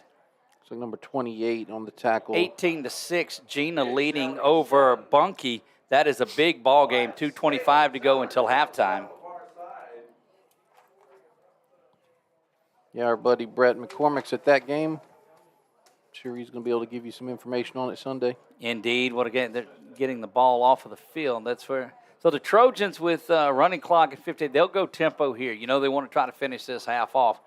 There goes Feaster. Turn stop route. That's complete. EJ's got it 5. End zone. Touchdown. Trojans. Touchdown EJ Scott. Yeah, 12-yard little stop route there, and then he just beats 2 men, just splits them and makes it look easy. But 23-yard touchdown there for the Trojans to go up 49 to nothing, an extra point. A lot of highlights that we'll cut up tonight. We'll have back and going tomorrow. It has been a game that has been all Alexandria in this one from the opening drive. You finish this one off, had a pick six. We saw this, the big kickoff return, the big punt return there. And then it's just been Ty Feaster having a night here. Snap is back, hold is there. Good job on the hold to bring it around. And that was Darius Washington that stands back there and gets that. Had to reach around his body and got it. But that should, well, they'll stop it on there. But 50 to nothing, Trojans lead this one. And you can expect that you'll see, if you see Feaster and company come out, you may see Max Gassett come out and do this. That's going to do it for the first half of play. No need for the kickoff in there with the clock running as it is. We've reached halftime. 50 to nothing, Trojans with the lead, and we will be an extended halftime, 20-minute halftime because of the ceremony. We're going to turn the ambiance mic on. We're going to put the camera down there at midfield, and we're going to let you watch what's going on here at halftime. Big first half for the Trojans. They lead at 50 to nothing. We'll be back in about 20 minutes. You're watching ASH Trojan football on 446 Sports. For a lifetime of the best possible vision, look to Wallace Eye Associates, where our tradition of eye care excellence in Cenla spans nearly 40 years. From your next family eye exam to cataract and glaucoma evaluations, trust your vision to the experienced eye professionals at Wallace Eye Associates. Call Wallace Eye Associates today at 318-448-4488 to schedule your next eye evaluation. 50-yard line. Taking over with the ceremonies, Pineville High School Principal, Dr. Carl Carpenter.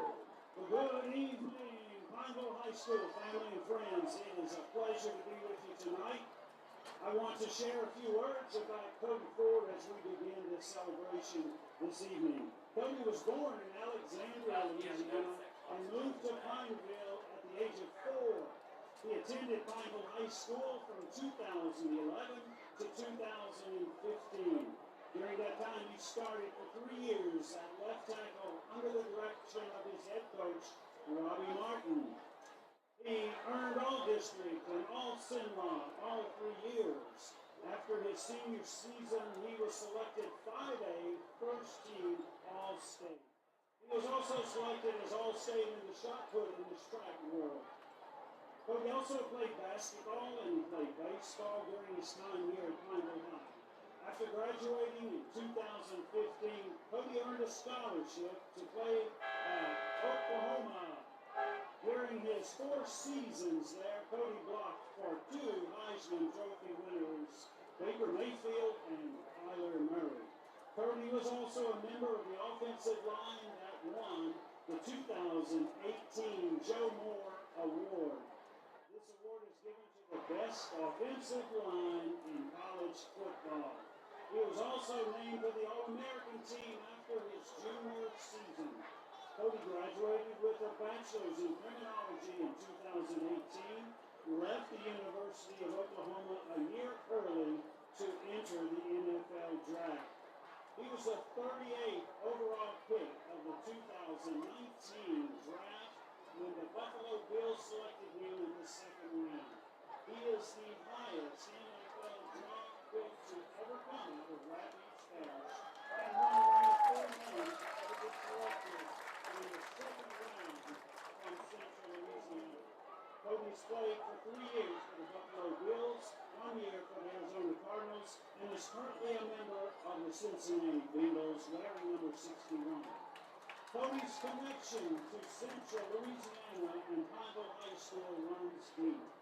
Eddie and Sherry Rabelais, very well known in our community. Grandfather Eddie served many generations as a local pharmacist. Uncle Mark played football on this very field, earning a scholarship to Northwestern State, where he was an offensive lineman. Aunt Jody Goodman now serves as a school across the field as the principal of Alexandria Senior High School, which is also my alma mater. Uncle Rocky is a pharmacist like grandfather Eddie, and Eddie Rabelais was without a doubt Cody's biggest fan. Cody's mom gave Leah gave her sister Jody a shirt for Pineville High, and she is afraid to wear it. Jody's son, John Robert Goodman, is a lineman and plays football for ULM. So the Peabody graduate dad, and he is in California tonight. We're sorry he's not with us. Mom, Leah, are two incredibly supportive parents, and we're very proud of their son, as are we. On behalf of the amazing Rebel Club, the great city of Pineville, Pineville High School, and all of our Rebel fans, ladies and gentlemen, our very own Pineville High's Cody Ford.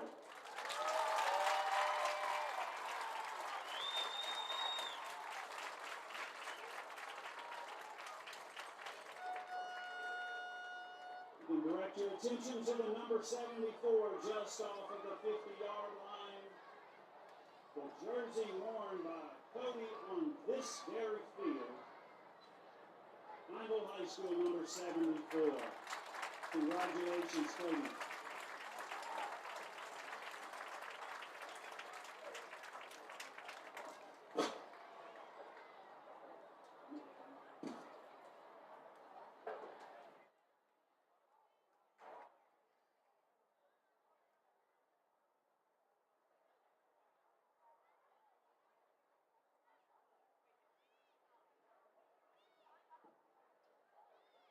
And now Southern Air has got a competition that Cody's going to help us earn some money for Pineville High School.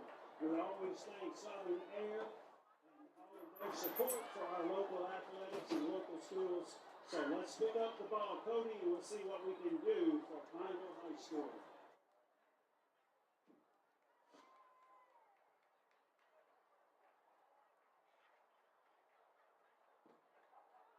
And Dr. Carpenter will go ahead and let everybody know how this is going to take place. Southern Air Heating and Cooling and Plumbing is a proud sponsor of Pineville High School and Pineville High School Athletics. Southern Air will make a contribution to the Pineville High Athletic Department for each football that Cody makes into the AC unit located at the goal line. He's going to be given 10 balls to throw, and we'll toss 2 balls from each of these yard lines. The 5, the 10, the 15, 20, then the 25. For each ball Cody makes, Southern Air will donate $100. So come on, Pineville Nation, let's get behind Cody and let him hear what he used to hear back here years ago.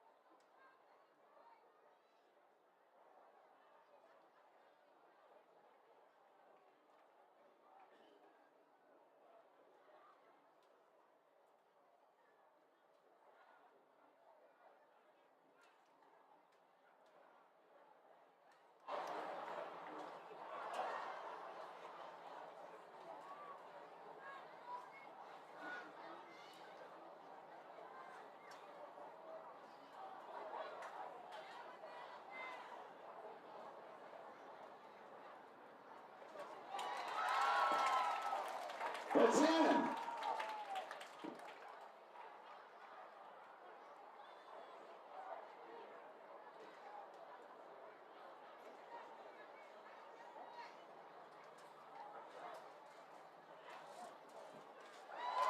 It's in.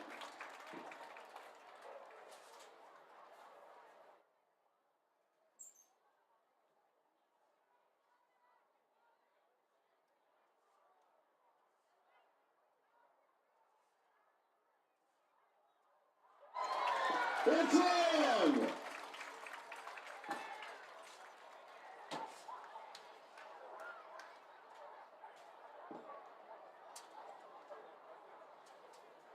Great job, Cody. Thank you so much, and welcome home.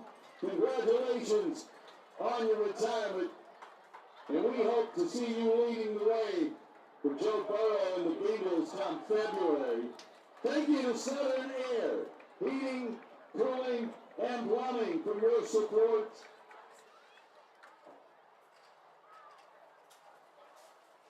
And once again, welcome home, Cody Ford. We are Pineville proud.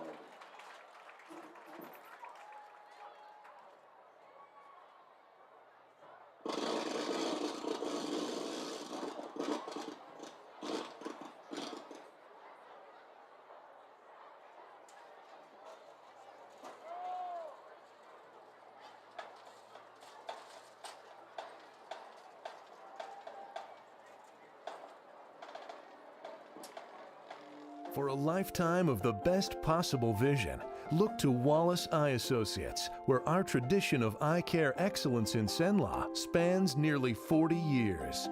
From your next family eye exam to cataract and glaucoma evaluations, trust your vision to the experienced eye professionals at Wallace Eye Associates. Call Wallace Eye Associates today at 318-448-4488 to schedule your next eye evaluation.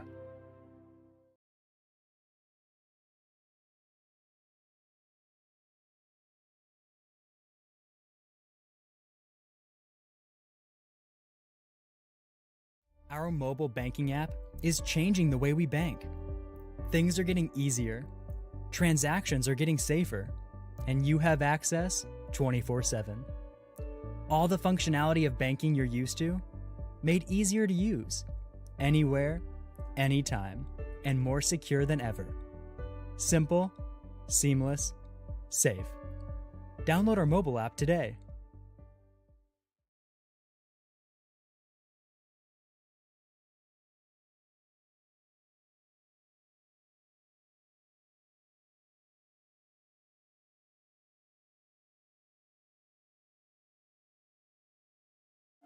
For a lifetime of the best possible vision. Wherever you are, you're there for a reason.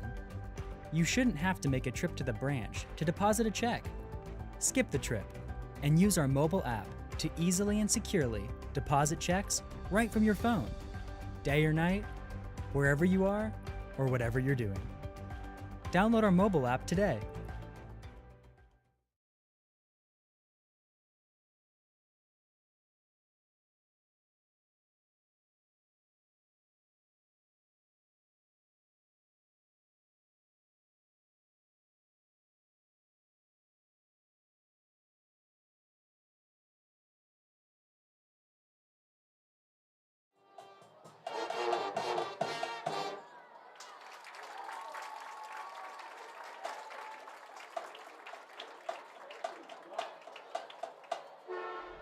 It all started with a sketch on a napkin. An idea created by two walk-on bench warmers. And after 10 years of hard work and perseverance to turn their dream into a reality, it's the #1 sports bar in America. Welcome to Walk On. It all started with a sketch on a napkin.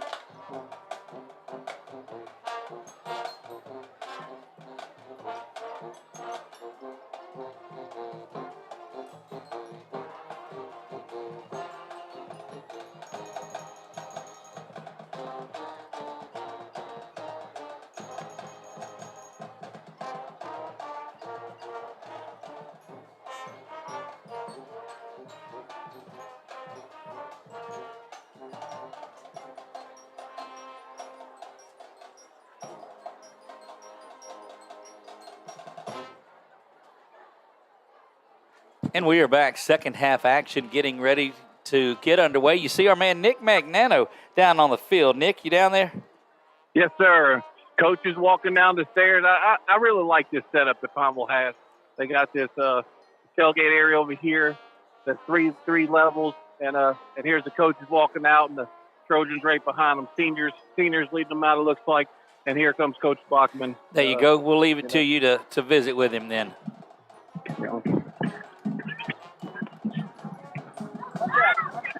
Hey, I'm right Coach but I'd love a milkshake. Hey, Coach, let's look up that way. I've been getting in trouble for not having you looked it correctly. Let's just talk about this team, the first half. Yeah, I mean, I was, proud. Yeah. I mean, started fast, played fast, controlled the game in every phase of it. Proud of the kids.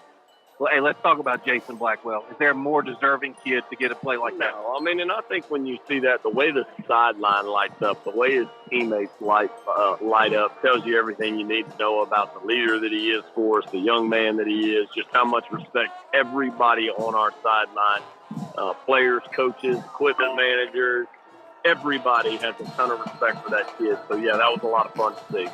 Good job, Coach. We appreciate it, and go out and win this thing. Thanks, guys. See y'all out. Thanks. Hey, Doug. Yes, sir. May have been a little comments from the coaching staff It was about. it was over your phone. Yes, sir. we heard it. Anyway, great work down on the sideline, and we'll see you back up here in just a minute. Thanks a lot. Nick McNenno joins us on the sideline as always, doing great work. You hear the band that's playing the sights and sounds.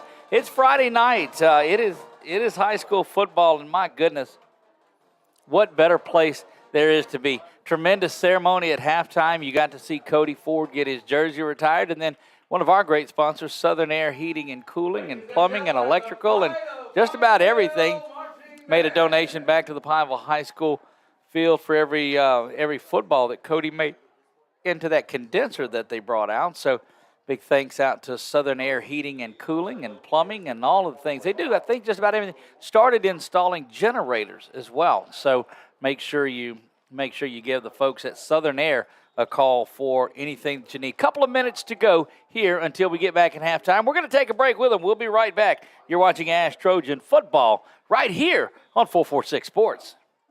For a lifetime of the best possible vision, look to Wallace Eye Associates, where our tradition of eye care excellence in Cenla spans nearly 40 years. From your next family eye exam to cataract and glaucoma evaluations, trust your vision to the experienced eye professionals at Wallace Eye Associates. Call Wallace Eye Associates today at 318-448-4488 to schedule your next eye evaluation. It all started with a sketch on a napkin. An idea created by two walk-on bench warmers. And after 10 years of hard work and perseverance to turn their dream into a reality, it's the #1 sports bar in America. Welcome to Walk On.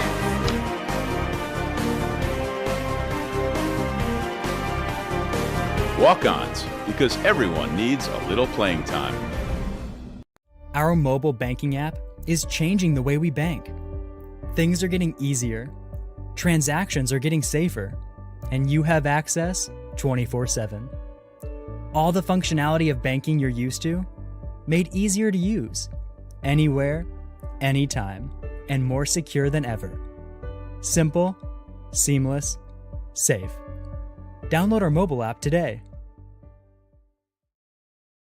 Appliance Parts Company in Alexandria has all your major appliance parts needs. We sell parts to all major appliances as well as new appliances, including window units, chest, and upright freezers. Appliance Parts originally opened its doors on Lee Street in 1972, and we're now open at a new location on Memorial Drive to serve you better. Stop by, say hey to our crew, and check out our awesome holiday gifts. Appliance Parts, 2208 Memorial Drive in Alexandria next to Target. Open Monday through Friday, 8 to 5, and Saturday from 9 till 12.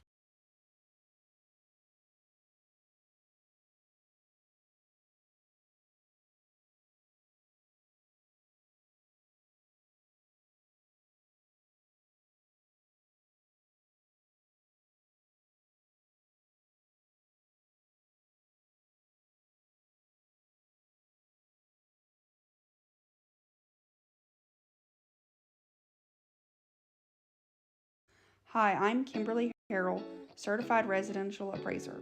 I am currently a leading provider of appraisal services for mortgage lending, employee relocation, estate planning, and community property settlements. My experience in real estate over the past 13 years and currently serving as president of the Greater Central Louisiana Realtors Association has given me a clear understanding of the real estate world and the ever-changing market we live in today. For any of your valuation needs, give me, Kimberly Harrell, a call.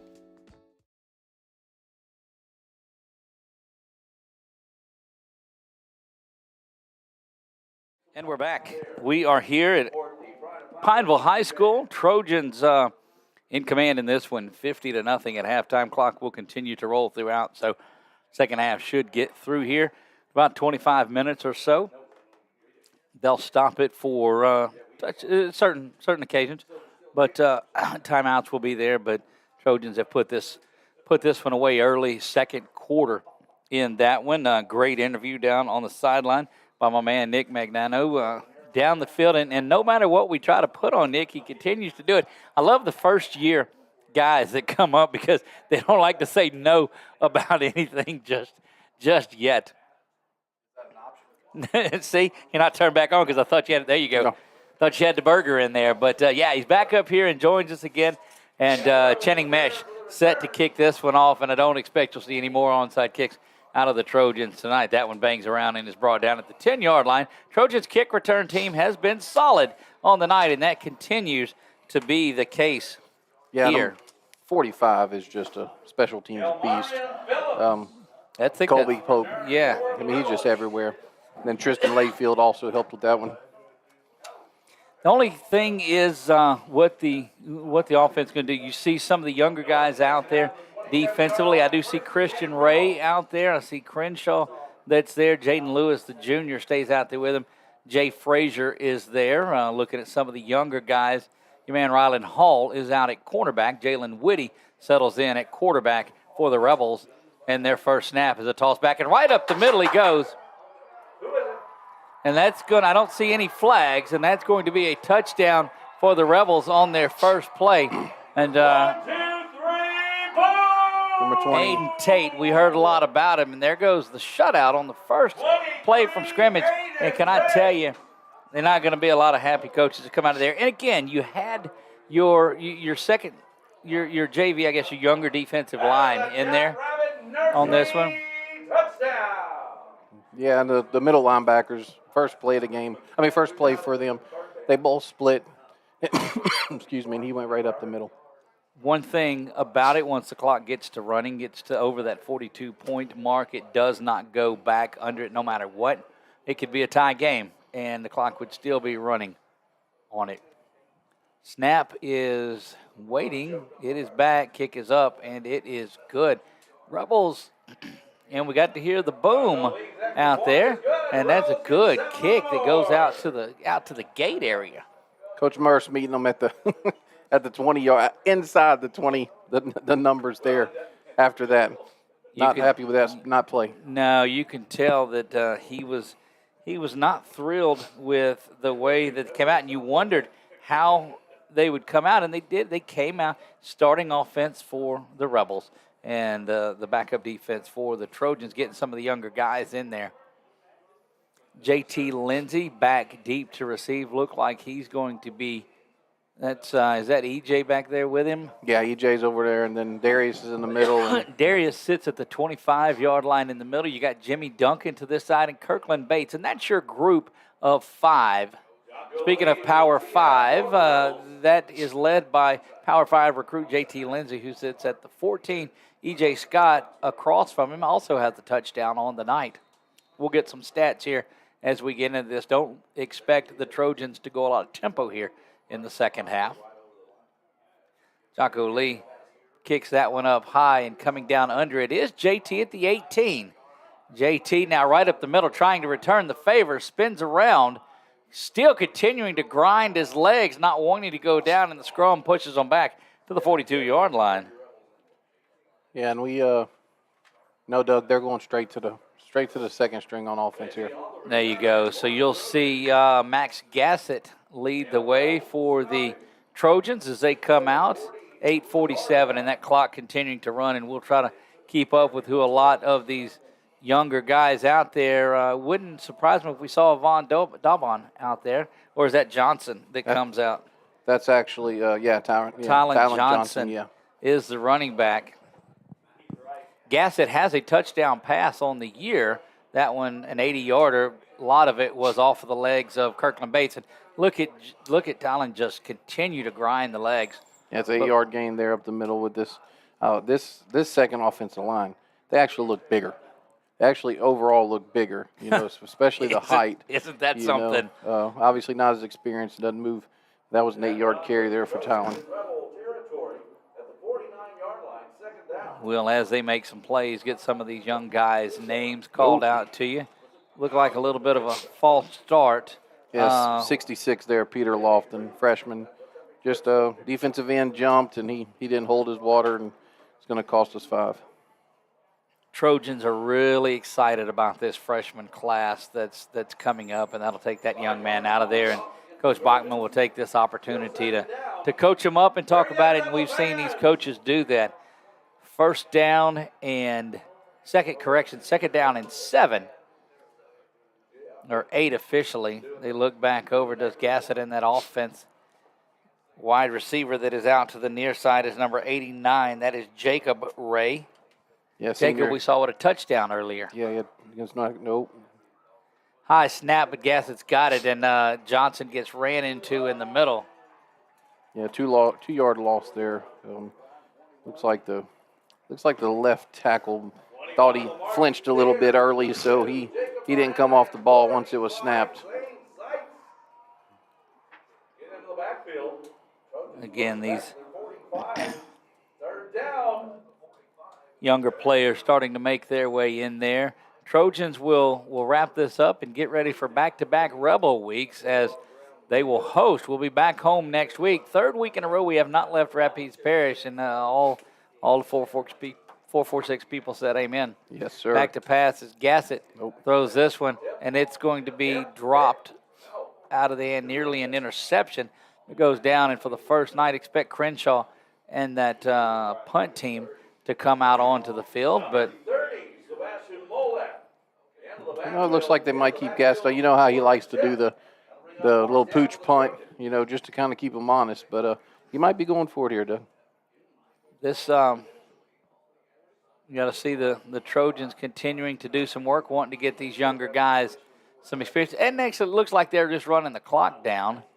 Play clock down under 10 now, 5:58 remaining 3rd quarter. Again, clock will run until we're done. And that is that quick kick. Good job. That's going to chase around, going to be grabbed there on the far side. Trojans are going to need to come up and make a tackle, and they do. Yeah, Marquez Butler there with the tackle. Not till they get out the 45-yard line, and you're going to you'd like to see a little more resistance, if you will, up the middle of the field.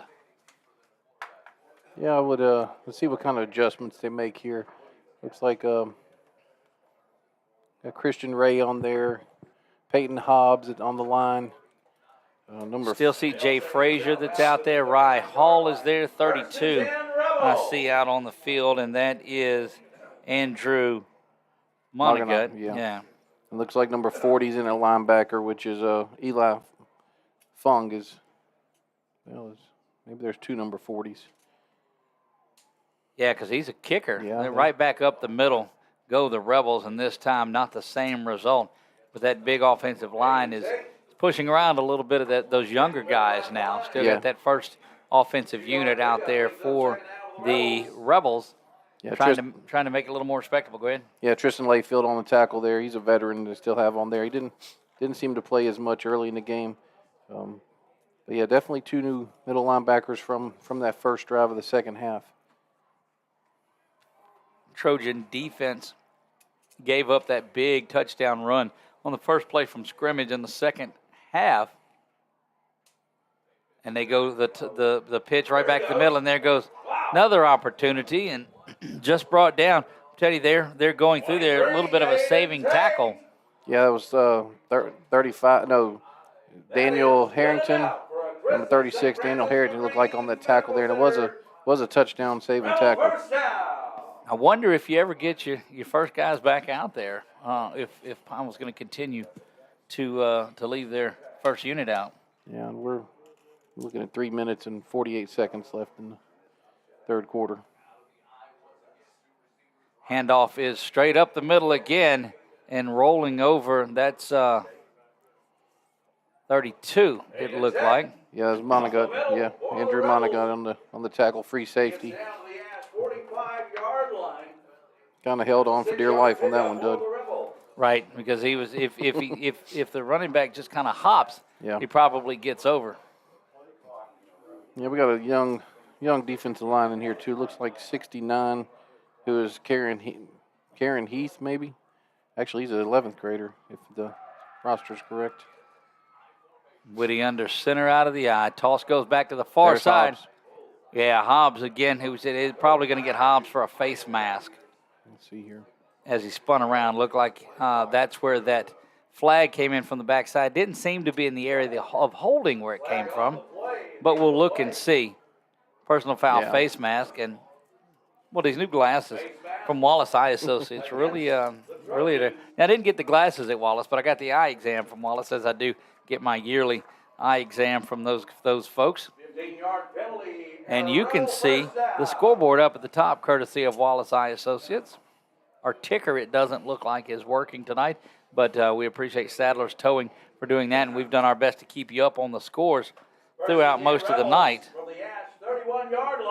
Neville up big in that game. Trojans up big here, and the other games are in a battle.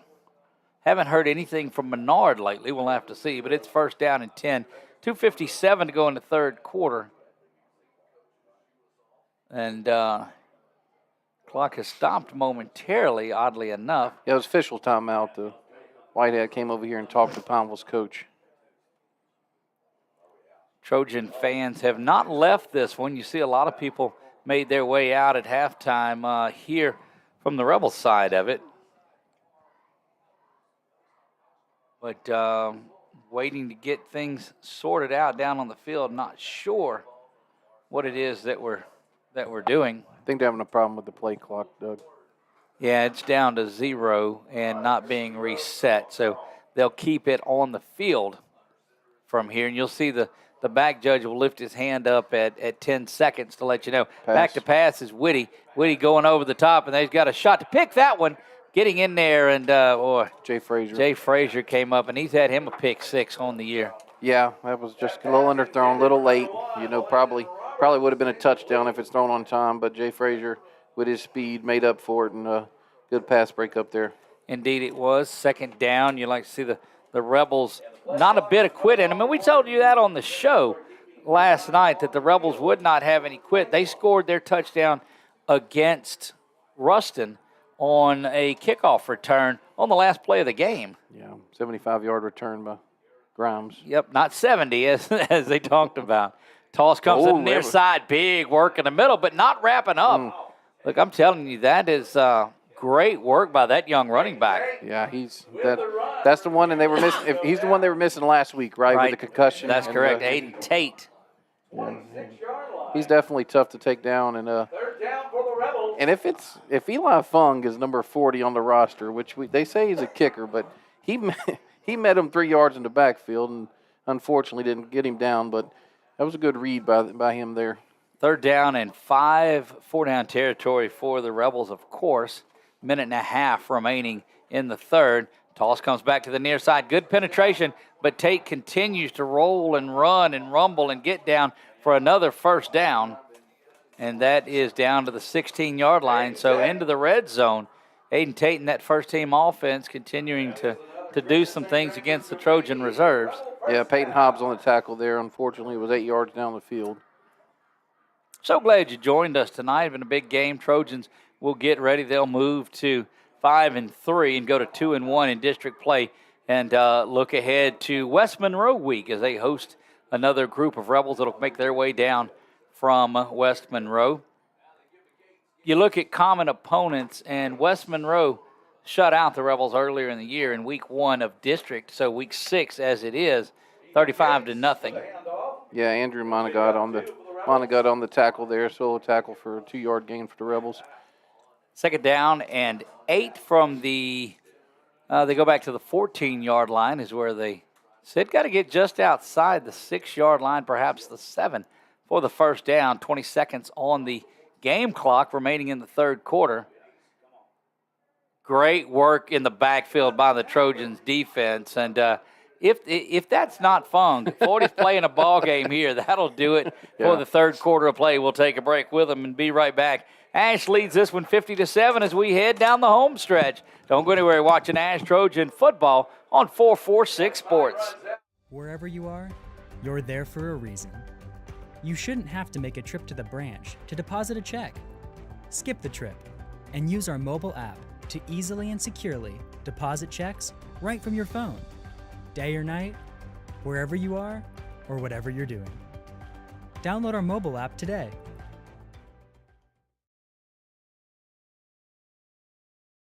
Our mobile banking app is changing the way we bank. Things are getting easier, transactions are getting safer, and you have access 24/7. All the functionality of banking you're used to, made easier to use, anywhere, anytime, and more secure than ever. Simple, seamless, safe. Download our mobile app today. Back to work we go. It is fourth quarter time. I am Doug Gann alongside of Nick Magneno. Brett Stallsby joins us in production, and, of course, my man Roger Walker on the camera. And Roger said before the game, he said, look, don't be confused. I make road games. See, he's here on the road at Pineville. That's right. So we told him we got a trip to West Washita. He just laughs at me coming up. He's like, no, maybe not. Maybe next year, Doug. And we have a correction on number 40 on defense is Clayton Doyle. So your man, the kicker, was getting the love, getting in the backfield, making and it's not. Well, and he's a soccer player, too. You know, funds of soccer test. So, we got to. I see what you're doing. Doug, you've only let me take 3 bites of my hamburger. That's you. So. I had you muted. It took me way less than a quarter of football to eat my burger. I can tell you that. Third down and 10, 4-down territory for the Rebels as they scrimmage from the Trojan 16-yard line. Give them. Clock, that was, 11:53 it goes. Clock with a little confusion on it. Here comes to the near side. Going to be stopped shy of the fourth down. It'll be the yard to gain. It'll be 4th down and 2. Andrew Monaghan on the tackle there. Aiden Tate continuing to impress. Whitty now comes all the way to the near side, gets the signal, and goes back in. 4th down stop. We saw the Trojans make 4 of these 4th down stops with their first team defense. This is their first one, I believe, of the night that they've had the opportunity for. 4th down and 3, nearing the 11-minute mark here in the fourth quarter. Whitty down under center. Good pressure to the backfield, and that's going to be a turnover on downs. Big time work for the Trojans, number 32. Yeah, Andrew Monaghan there with the first one, and Christian Ray helping him on the very end there for that 4th down stop. Great work by this young defense. Called Andrew's number a lot tonight, and what a way to battle after you give up that big 70-yard one or so, however long that one was, on the first play from scrimmage. You come back on the first play here in the fourth quarter, second play, if you will, but adds more to the drama if we say it was the first, and make a 4th down stop. Yeah, let's see what this young offense can do here.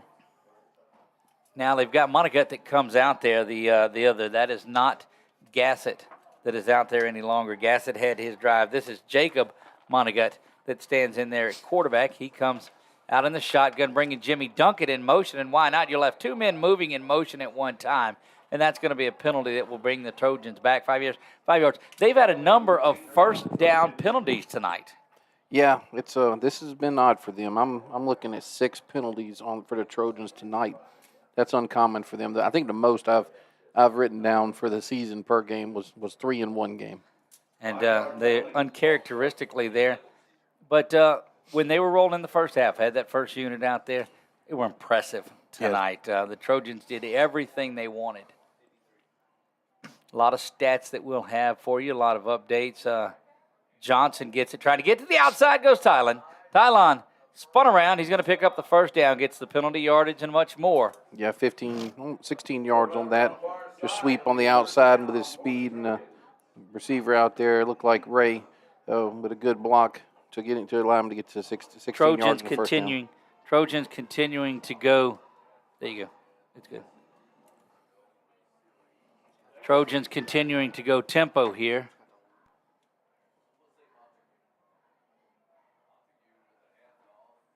Handoff goes up the middle. 3-yard gain there for Talon on that one.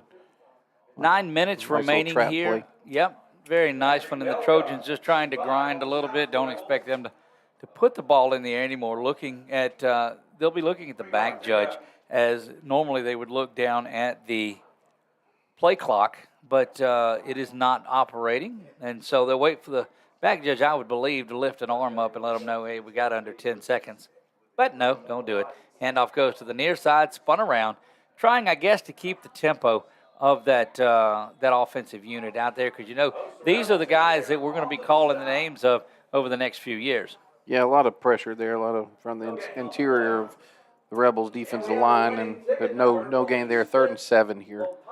If you could just find a way to get the first down here, you could probably run out the most of this fourth quarter here. Looks like they bring Gassett back in. Yeah, Gassett's in for sure. On this 3rd down, I don't know if they'll get Gassett to running the football. Jimmy Duncan over here in the slot, maybe. And they come back, and that is to the near side, complete. Spun around. Is that Marquise? Yeah, Marquise Butler there on the catch. It looks like, looks like for no gain there. Fortson comes up and makes the stop, and they keep Gassett in there. Gassett punted the ball the last time he was in here. As a matter of fact, he'll stay in there, and expect him to get that quick kickoff again. 7 minutes and 15 seconds to go here in this one. Yeah, and the Trojans have number 48, Bryce Letzinger, in for tight end. Snap is back. Kick is away. It's going to be a sidewinder of a kick. It's going to check up right around the Cody Ford number that is on there, and the Rebels will have good field position again, down under 7 minutes to go in this one. And, Coach, we've got a real big chance to go back-to-back games before 9 o'clock. Yeah, for sure. Hate to put that on us, but that means Marlene might lose about 30 minutes to an hour on that Netflix remote. That's right. So. Yeah, Melissa Gann's just hanging out. She got we're puppy sitting tonight. Oh, okay. Youngest son went out of town, went to Lafayette, and so his dog and his 2 dogs are at our house. We've got 6 dachshunds running around my house. I love football season because I'm away from that. Whitty hands it off up the middle. Spun around and almost slung down. That's got an opportunity to go a long way if sit there and pointing out the play and brought down. Now finally the young man's tired. You saw him just like, all right, I'm good. Yeah, that was uncharacteristic of Tristan Layfield there. Yeah. I think he went for the big hit and tried to sling him down instead of wrapping up. And guess what? He's being subbed right now as well. I think Bachman is not happy at all with that. Yeah.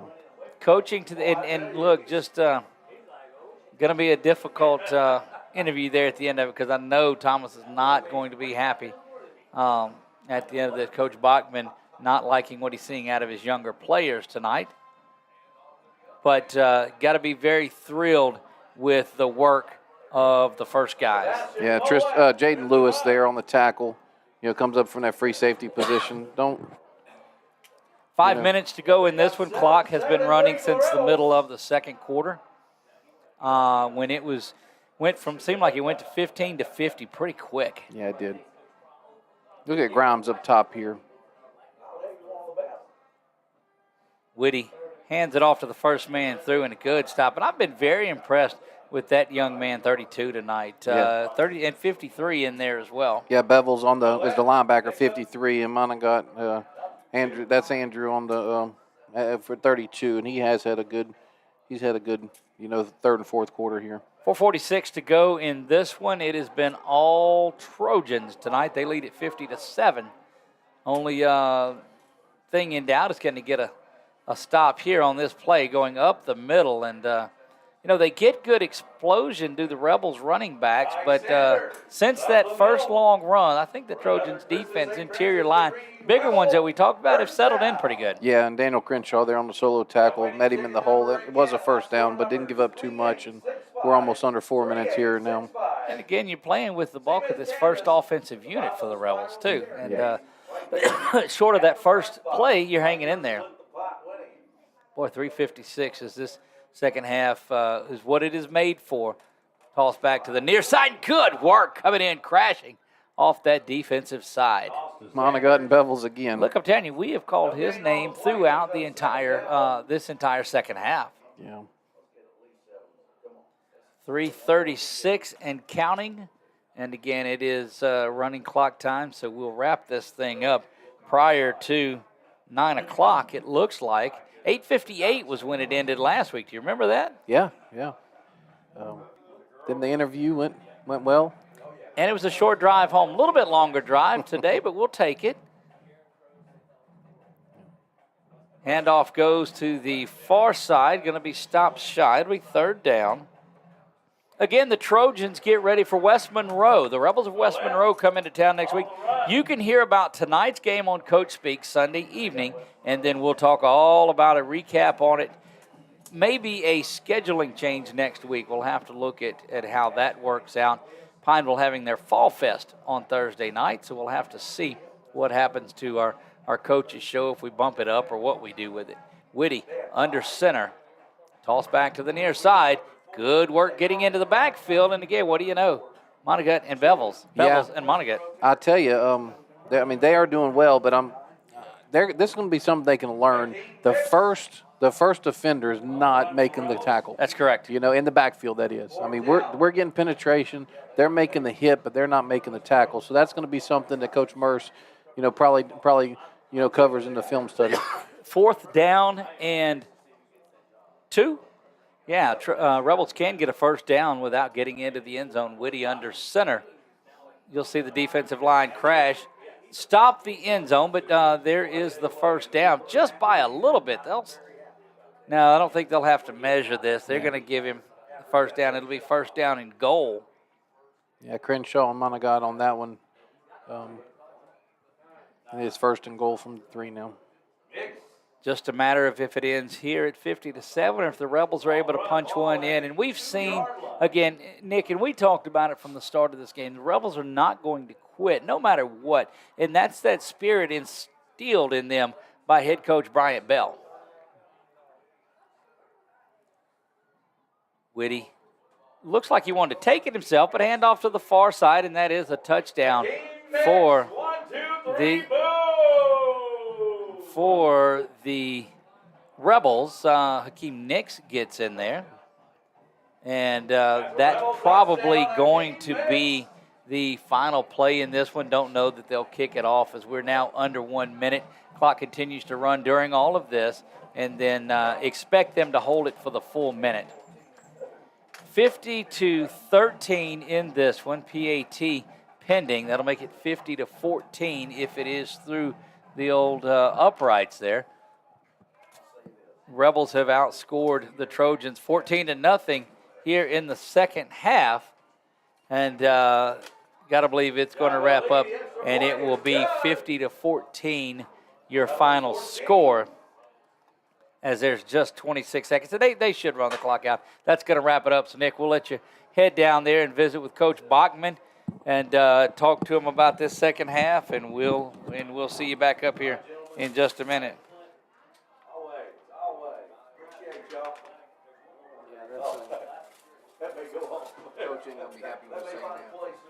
Not at all. Not at all. That's the ball game. That will wrap it up here. We're going to recap things. We're going to take a quick break. When we come back, we'll talk a little bit of ASH Trojan football tonight and tell you how they got to that 50-14 victory. And we'll do all of that when we come back. You watched ASH Trojan football on 446 Sports.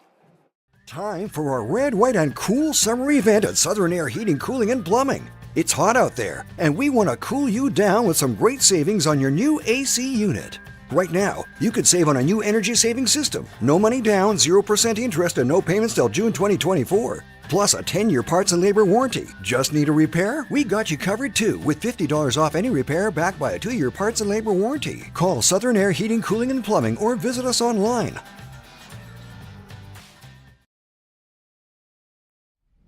It all started with a sketch on a napkin. An idea created by 2 walk-on bench warmers.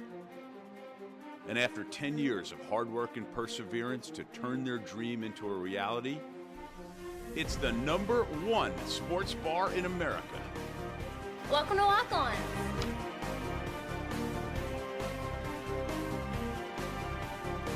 Walk-ons, because everyone needs a little playing time.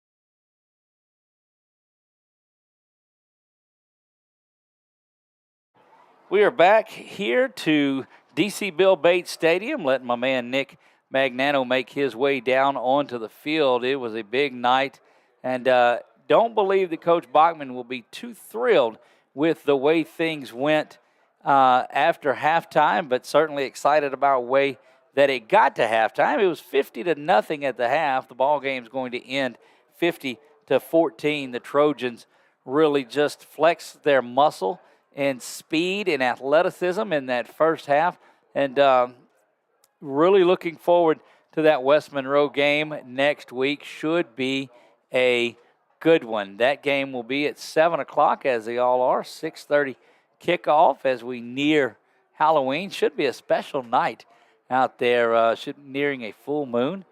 We'll see. Trying to get Nick down on the field to give us a call and get with head coach Bachman. See, there goes Nick. He did go down there. Look, he's at the 50 and the 40, and you on him, Raj?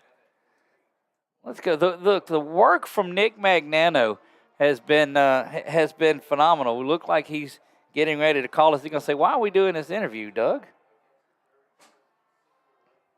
There he comes in, so we'll jump right over to him now, and let's get our way over there to Nick Magnano down on the field. And Nick, you made it down that field pretty quickly. I tell you, I went down the ramp on the far side, on the 165 side. Right. And, Doug, I almost rolled. Oh, no. Look, we would not have put that up on camera. Don't worry. Yeah, I didn't fall, but, yes, I did get here pretty quick. They just finished alma mater. They're going to bring it up here. I'm gonna get Harris to get Coach Bachman over here and try to wrap this up. He's addressing the team right now. Yeah, you see them joined in prayer, and that's what you love to see down there, that alma mater, and all the fans that are out on the field that followed it up. And, again, just a great night here. Special things happen for the Trojans and tonight, and it was all Alexandria in this one, Coach. Yeah, very exciting. I was trying to get Eric's attention there, but the team was a little loud, so I didn't quite hear you. Oh, no, we were just talking about what a special night on all aspects of the game tonight. Well, we have Coach here. Congratulations, Coach, on the victory. Yeah, those second half goes fast. I felt like we were just talking to each other, but, yeah, here we go.